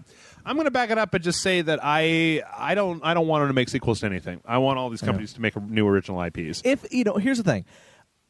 If they can come up with an interesting way to expand upon what they made, then all means let them make a sequel. Sure. I'm down for that if it's something, but I don't want them to make a sequel just to make a sequel. Yeah. Yeah, You know just what to I kind mean? of cash in on the... I truthfully would love another Dead Rising game, but at the same time, I don't. Yeah, Dead Rising 3 was fun. Yeah, I would love another Dead Rising game, but at the same time, I don't require a good one because I can go back to play Dead Rising 3. Ooh, let's take a quick moment here. I'm not actually being sponsored by anybody, but hey, everybody, and I don't know if you know this too, John, as it just happened today. So you know how John and I love Devolver Digital so much that we want to marry them. Their shit is on hardcore Steam sale this weekend. Oh yeah, Like the point where you can go get Shadow Warrior for like $3. Oh, nice. Yeah, and like everything that they're selling, Enter the Gungeon, and this is on Steam or is this on every platform? I only know about it on Steam. So. Okay. All right, let's. There should still be, I believe, 2 days or maybe a few hours left by the time you hear this. Next question comes in from Detective FDRRRRRR, who says, "Hey Jeff and John, kind of long one. I apologize in advance. So I saw Civil War. You son of a bitch. There better not be any spoilers in this email. Nope. And I'm ashamed to. Have ever said that I liked Batman versus Superman. OMFG, from my memory, Cap did not kill one person in the movie. He's more Batman/Superman than they were in their own movie. Anyway, here's my question. How can we assassinate Zack Snyder? Just kidding. But seriously, I got to thought about Batman versus Superman and how everybody hated it. And I thought about the scene you liked in Ratatouille where they talk about criticism. That one's for me. And I started thinking that Snyder, despite my feelings about the movie now, seemed to have worked really hard on it and his own vision for it, right? But at what point is it fair to say your stuff is garbage and stop? I mean, as someone who wants to start making things and write stories, I would be devastated if something I did was just torn apart by critics or if everyone hated it. So I feel for him there. But the fan of me looks at Snyder, who is handling properties that we hold very close to our hearts, and all of a sudden he's literally the devil to me. I don't know. I kind of wanted to hear your thoughts on whether or not it's okay to tell someone they're bad and should stop when all they're doing is creating something that they think is fun. Sorry for the long one. Your loyal fan, Detective FDR.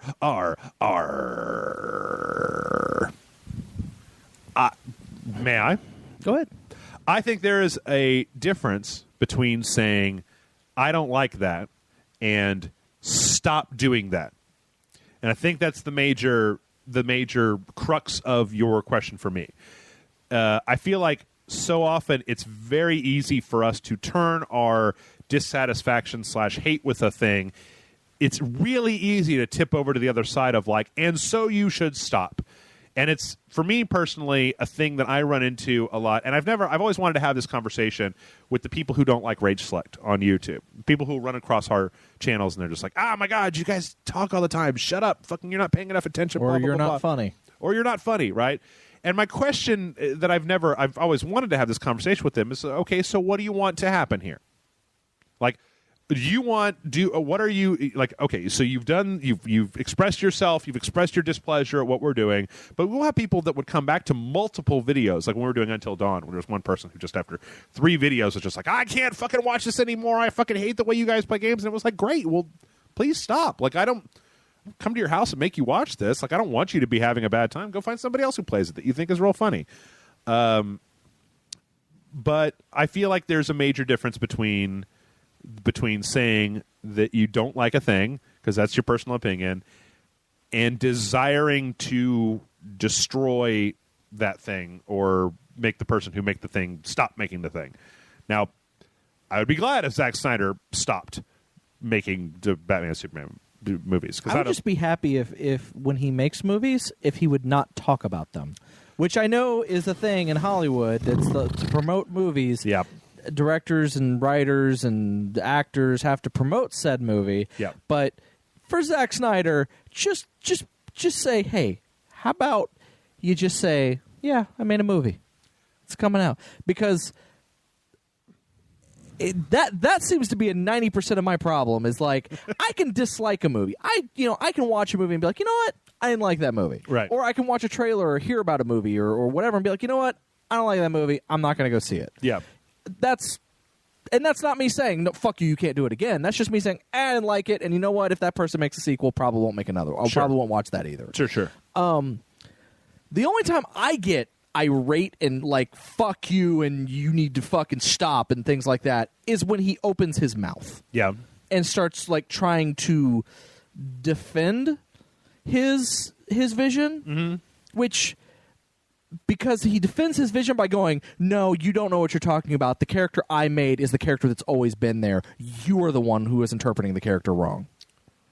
It's the I'm rubber, you're glue defense. I don't know. I also would like to just admit here that before anybody starts furiously typing, or if you're in the middle of furiously typing, you can stop, that I also realize how hypocritical it is on this particular show where we generally just, our shtick is like, so stop it, Nintendo, or I'm going to tell you what to do, or fuck that game, it should never have been made. Like, it's so easy to slip into that when you don't like a thing, right? Yeah. It's and very, I will very say, easy to slip when I'm doing stuff like that, even like the Daikatana stuff, like, right? I'm being hyperbolic for comedy's sake. Sure.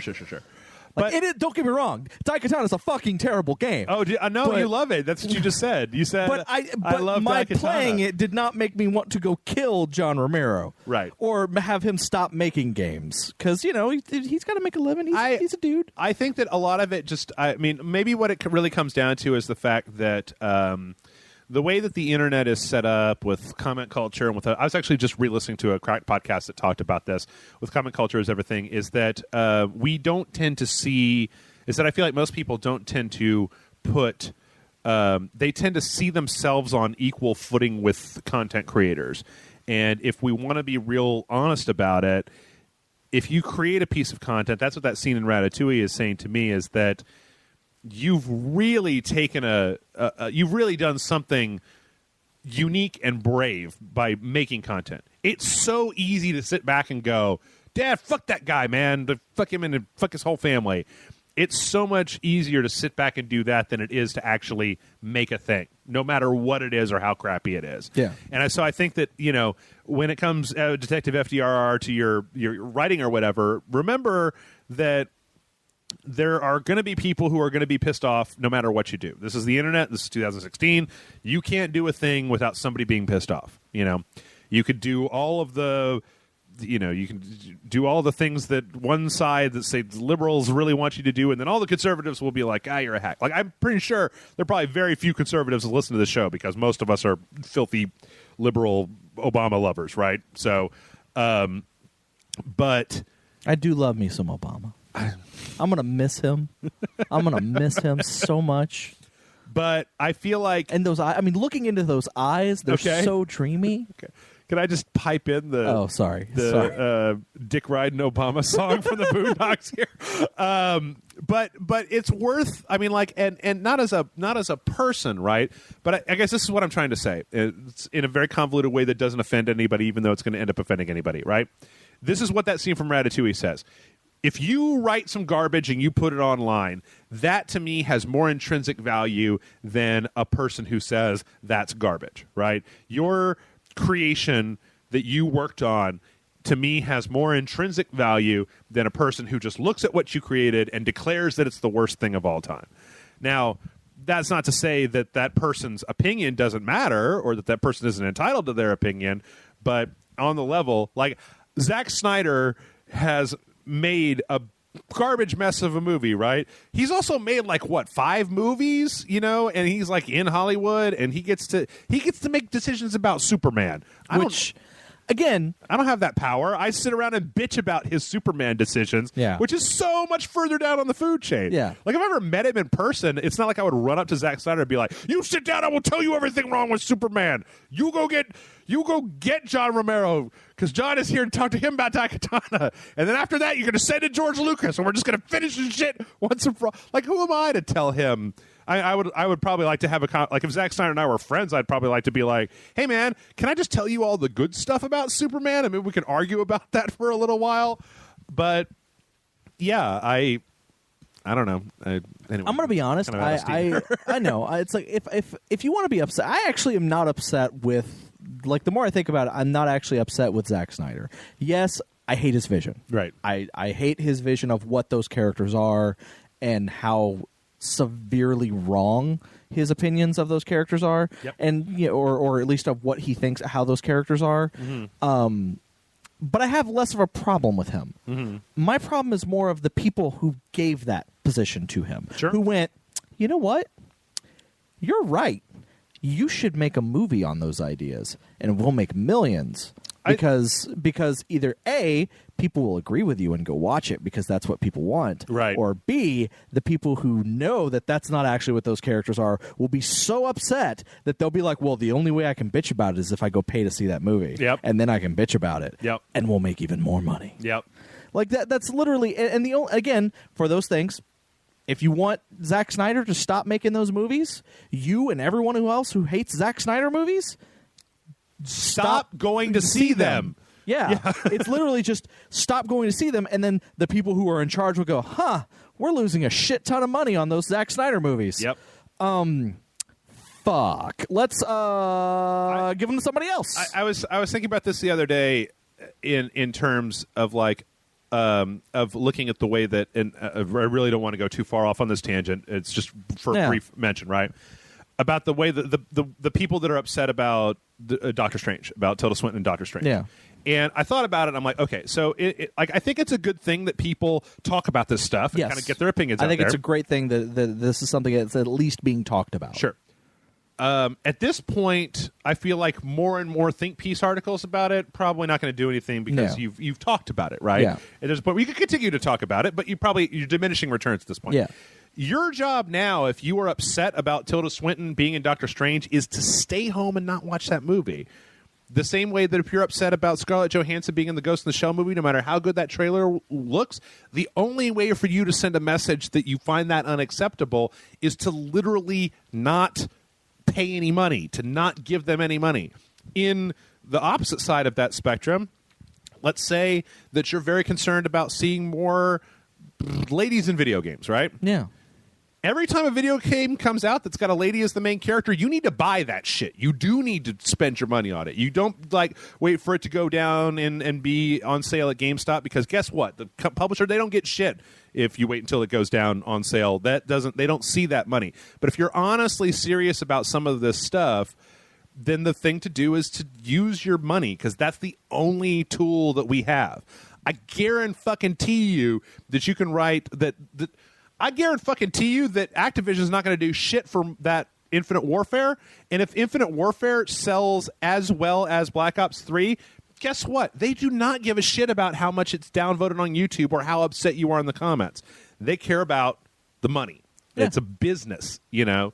So if you don't like I would never, I got into a screening to see Batman versus Superman. Thanks, buddy.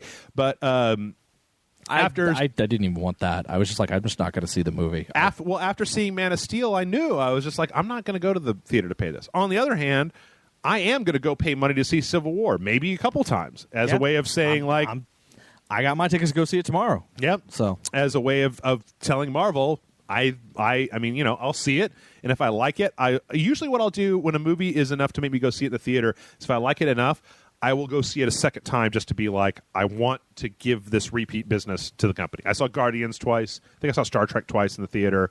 I really liked that Star Trek movie. I saw Star Wars twice. Yeah. But I actually had a friend who went and saw Guardians of the Galaxy 32 times in the theater. That movie's incredible. Yeah. Went and saw it 32 times, and he said he's going to try to break that record with Civil War. Nice. And what's awesome about it is that he goes to the movies with friends, and he basically he never goes by himself. Yeah. It's always with friends, and it's never with the same people every time he goes to see it. My Guardians of the Galaxy Blu-ray is fucked up. Oh, that sucks. Whenever it gets to the prison scene where they do Hooked on a Feeling, or no, it's when they're breaking out of prison. It's when they're breaking out of prison and Star-Lord goes back to get his Walkman. It just fritzes, and then it's done. And I'm just like, God damn it. I have like 4 Blu-rays, and the other night I was like, I just wanted to watch that one Blu-ray. You know what? We're way over time, so I'm going to have to start cutting some of these. Sorry, folks. Let's see. Okay, I'm going to cut this one, and I'm going to cut this one. All right, let's try to get through these 3 more. This one comes in from Amanda, a.k.a. Combat Marshmallow, who says, "Hi, fellas. I just bought a PS4 after a long stretch of not having any consoles, and then recently just owning a Wii U. So naturally, a lot of games and franchises are new to me. However, while in the store, I noticed that a lot of games available were either sequels or prequels, and not much in the way of new IP on this current generation. Fallout 4, GTA 5, Far Cry 4, etc. Would you recommend buying and playing games that are sequels, even though I have never played any of the other games? Or should I try to go back and start at the beginning of their franchises? Thank you, and keep up all the good work. Insert Dawn Lord joke here. Amanda, a.k.a. a Combat Marshmallow." I think it depends on the game. Like Fallout 4, I think you can totally play without having to play any of the previous ones. Yes. I don't remember what other game she mentioned, but GTA 5 is totally playable on its own. Yeah, totally. That one's totally playable. Every single Far Cry game has its own story that's not connected.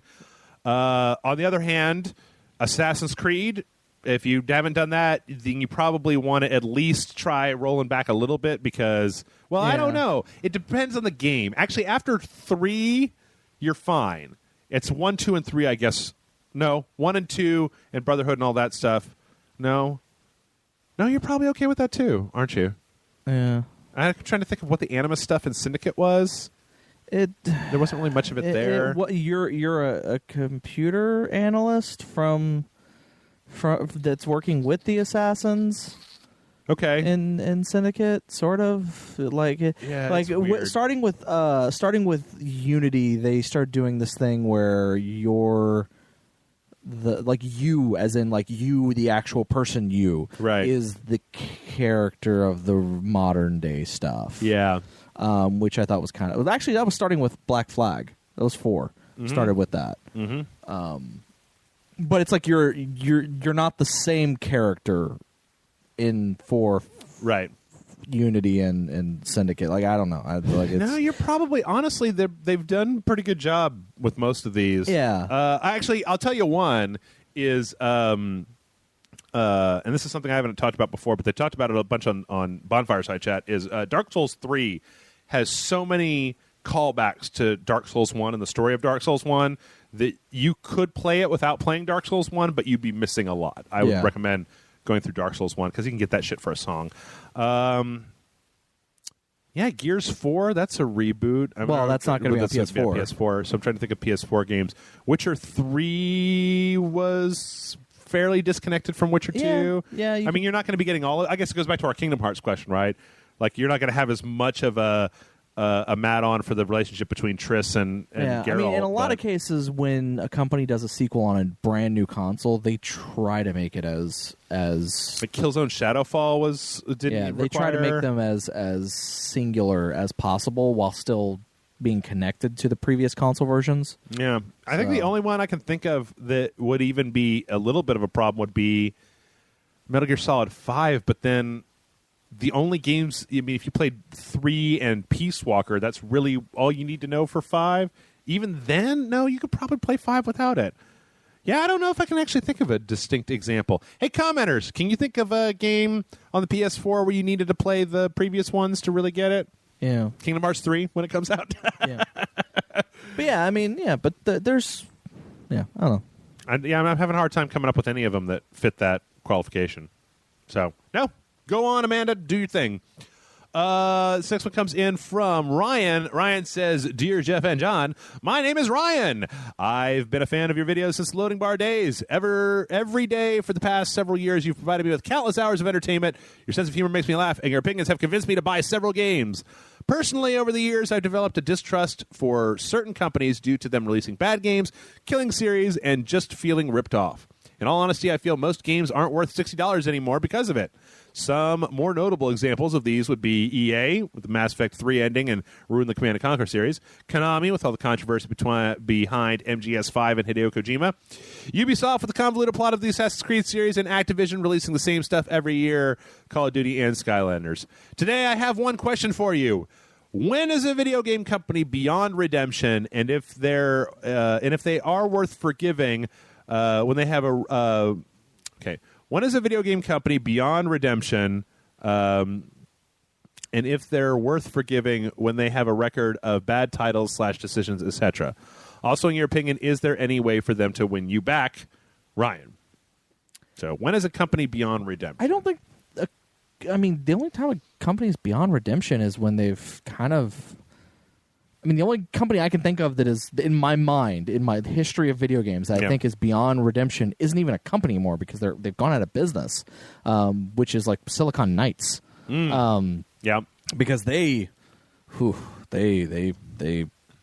fucked themselves hard.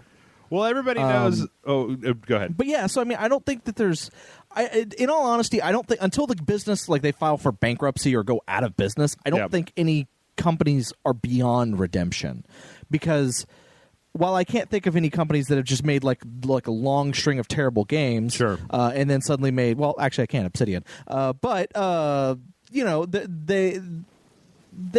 all it takes is one good game to kind of win people back. Well, the way that this is laid out is you're actually talking more about publishers than game developers. Yeah, that's true. So the thing is that while EA is an organization, they have companies underneath them that are making individual games, and so it's not like every game that they put out is made by the same company. So sometimes you have a different team, and because video game teams are broken up and then reformed so often, it's like if you get the right mix of people, you might get something real good. Like, the example that you just gave out, I'm not really a big fan of Obsidian, and God damn it, please, I don't want to get into this again. But I always wanted to give their games a look just to make sure, right? And I did, and I did, and I did, and I didn't really like them. And then they came out with Stick of Truth, and that game was fucking incredible. Now, I think a lot of that was Trey Parker and Matt Stone, but I'm never really willing to fully write off a company and just spit, when I hear their name. Even Activision, they've kind of gotten weird and garbagey recently, but I'm still willing to give their games a shot because I love games, and like whether the people at the top of Activision are doucheholes or not, generally speaking, the people that get into game development do it because they like video games. They're not doing it for all the superstar fame, or the huge amounts of money that you make as a game developer. They're getting into it because they fucking like video games. So I don't think I would ever write a company fully off. There was a time when actually, you know what? There was another example I can think of. Post Obi-Wan, LucasArts was pretty fucking terrible. Yeah. And they never really came back from that, and they finally just went out of business. Well, they got bought. Well, yeah. But they got, dissolved. I mean, I can say that definitely I'm not going to be interested in games from certain developers that have a track record of putting out kind of bad stuff. The other thing, I guess, is that most of the companies that would probably actually, like, the companies that I would put on this list are not... Konami is imploding, and that's kind of a whole different story, is because they just don't fucking know, I guess, what to do anymore. Yeah. But the companies that I would actually put on this list would probably be like companies like Acclaim or like smaller developers that put out shovelware. Probably companies that I don't even know the names of. Yeah, maybe. Atari is a shell of their former self. Yeah. So, yeah, I don't know. But I'd never really... It's always possible that, that a company can turn this shit around and that an individual game can be better than the last 4 games that a company puts out. Yeah. So, all right, and one more question. This one comes in from Red, who says, "Hey, Jeff, and almost as sexy co-host John. As creative types yourselves, I was wondering if you had any advice for my current situation.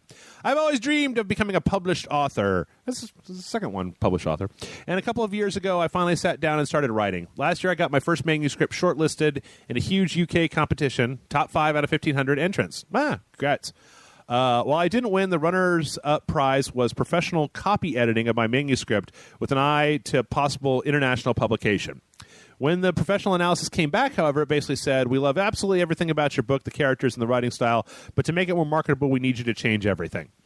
So my question would be, do I hold on to my vision and try to get representation elsewhere, even though everyone says that the road to publication is a nightmare landscape of broken dreams, or do I bend over and spread my metaphorical butt cheeks?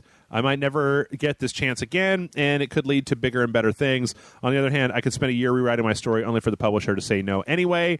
I kneel before your bountiful wisdom, Red." The two of us are probably the worst people to ask. I don't know. What do you... I don't know. Because I know nothing about publishing books. Mind you, I have multiple friends, as do you, who are published book authors. Sure.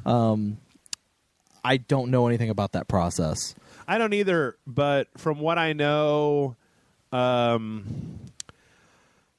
honestly, I'd probably do the rewrites and try. Because if you get... One of the biggest and hardest things to do in any creative endeavor is that first break is starting, right? Yeah, no, I agree. So, like, I'll admit, I have a friend that he's actually a really good writer. I actually like a lot of his stuff, and he's self-published about 4 different novels. Yeah, and he can't find anyone to pick them up. And all the stuff he gets back is, these are great, but we don't have a market for them, so sorry. The thing is, that what I would say is that there is a long dishonorable history in the world of people that do work for hire garbage, right? Yeah. I had a teacher in art school who drew covers for Golf Digest for 25 years. Wasn't a golfer, wasn't especially into golf, but it was a steady gig that paid the bills, and the Golf Digest liked his artwork, so he would just draw, Golf Digest covers. I would say that at this point, Red, if you're looking to get into the writing world, it's a good opportunity, and I would say that it's, don't delete your original draft off your hard drive or anything, but if they've come to you and they've said, well, we like the story, but it needs to have vampires in it because vampires sell these days, and we can't sell a book unless it has vampires or whatever. I think I would probably do it. because one, it's a challenge to you as a writer. Like you're probably not always going to get to just write exactly what you want to. It's kind of the same way that we think about video game developers as like most. There's only about 5 devs out there that get to write their own, like, Kojima, Miyazaki, fucking like Ken Levine, Tim Schafer. There's like a dozen of these people that can do whatever they want to, and they probably have the creativity to make it a thing. But there's plenty of other directors of video games that basically get told by somebody high up above them, make a fucking Star Wars game, right? It's going to have to be this and this and this or whatever. Make a Superman game. It has to have all the enemies are robots. Right. All of his powers have to be downplayed. Sure. Also, rings. Rings. Hardcore rings. Yeah. So I would say, Red, that like I wouldn't say fully and completely sell out. Like, don't just like let them tell you exactly what words to write and then you're going to do that. But, if you've got an opportunity from a person here who sent you back a manuscript and they're an actual international publisher and they're just like, change these things and then we probably have a market for that, I'd do it, because you can always go back and write your own stuff. There's never going to be a time where you can't write your own stuff anymore, right? So if you can write something that's 70% you and 30% they know was going to sell, why not? Like, I was having a conversation with Brian Salisbury last week about fucking Michael Bay and how, like, this is another goes back to the thing that we previously talked about. Michael Bay does not care how much you hate Michael Bay. He doesn't care. Yeah. They wouldn't have made 4 fucking stupid Transformers movies if they didn't make a shitload of money. Like, all of them past 1 have been pretty stupid plot-wise. Yeah. And I say that as a person who still likes I've only parts of seen them. the first 3. Yeah. Oh, 4 is awful. It's just really atrocious. Yeah, I never got to see 4. Yeah, fucking Marky Mark as your scientist inventor. What are you doing, Transformers? I kind of want to watch it, though. I think it's on I just Hulu. never watched You got it. Hulu Plus? I think it's on there. Yes, I do. I have Hulu Plus without the commercials. But like sometimes you got to take a job. Okay, here's the thing. I guess the way that I feel is it's better to be doing contract work that is not your main passion in the field that you want to be in and getting paid for it than it is to just write the things that you want to write and then never actually get paid for it. And here's right? kind of my question about this, and this is kind of the thing I think that maybe we don't have all the information on, obviously. Mm-hmm. Is it a situation, because he says, they're like, oh, we like all this, we like the characterization, we like all this, except we hate everything. Except we want you to change everything. Right. Well, it's like, when you say change everything, like, do you mean they were like, hey, instead of the book being about one guy, we want it to be about 4 people. Right. Or we want your story to be the same, but instead of vampires, it's robots. Right. Or is it, we want you to just write a different story completely in a completely different genre, blah blah blah blah, because that's the genre. Like, it depends on what they're doing. I mean, if they say, hey, we like your writing, but we don't want this, we want, instead of a gothic horror, we want space opera. Right. Well, then write the space opera and shop your gothic horror around. Sure. But if it's a thing where they're like, hey, we want gothic horror, but instead of we want you to remove like these 3 characters and have it only be this one character, then and change the villain to be somebody else. Yep. Then maybe do that too. I don't really know. It depends. It really depends on how much you're comfortable with changing. Yeah. Well, like, if it's that too. Yeah. If it's something to where the changes you make turn it into a completely different story, then I say do it. Yeah. And then shop your original story because it's a completely different story. Yeah. Or take the elements that you cut and write something new with those, right? Like, the main thing is to if you can get a foot into getting paid as a writer, do that, man, because like that shit's hard. They pay bloggers jack shit. And novelists, I've got a blog. I talked about this briefly, I think, on last week's podcast. I was on Imager, and there was a bunch of links. There was a blog that was like free Kindle books, and it was just like thousands and thousands and thousands of like self-published like romance novels and stuff that are just open source, and you can just download for your Kindle. If you've got somebody that might be willing to pay you if you make these changes, in all honesty, I say go for it. But, always, like, don't let this be a failure to you. Let it be a success in the fact that very, very few people in this world ever get paid to write at all, right? So you're at least on the right track there. And if you, say, write the 6 books for these guys in a genre that they know is going to make money, then your 7th book could just be whatever the fuck you want to, you know? You do your J.K. Rowling for 5 books, right? Make a gajillion, million, zillion dollars. Give me 1 zillion, and then go write whatever you want to with your beautiful wife and your house in the country. I say that, again, I go say that we're probably not the best people to ask about this, and it all depends on what you're comfortable with. I am an excellent person to ask about anything. Don't listen to Jeff. Listen to me. Just what you're comfortable with. Listen if you're to not me. comfortable, like if you're like, no, this is my vision, this is my book, this is what I think it's great, and I think, well, then shop that around. Sure. But if it's a thing where you're like, you know what, I could make these changes, that's not a problem. If you're comfortable with doing it, then I say do it. It'll be harder. It'll be harder for you to shop the book around and have somebody pick it up as is, unless you're going to be self-publishing it, or unless it's like specifically, you know, like when Jason wrote Black Oak Motorcycle Club, that was a horror action book that has a definite market. It's pretty easy to sell, et cetera, et cetera. Yeah. Anyway, I think that with that, we are fucking way over time. We're almost at 3 hours. This happens every time we record. I know. Because I talk a lot. I know. It happens all the time. We have discussions, man. I don't need to cut the number of news stories or start making this a 3-hour podcast or up the number of questions. Or stop having me on, man, because I don't know if this happens with everybody else, but apparently it happens with me every time. It happens a lot with Nick, too. It happens with kind of everybody. Actually, what I need to do is just make my peace with the fact that this is a 2.5-hour podcast. I shoot for 2. It's always 2.5. So, well, folks, that is all that we have for this week. Mail@rageselect.com is the email address if you'd like to send in your questions. We did have to skip a few of them, so if we didn't answer your question and you want to throw it back at us again for next week, please feel free to do so. And with that, John, you want to go play some Daikatana? You go play some Daikatana? No, the game's terrible.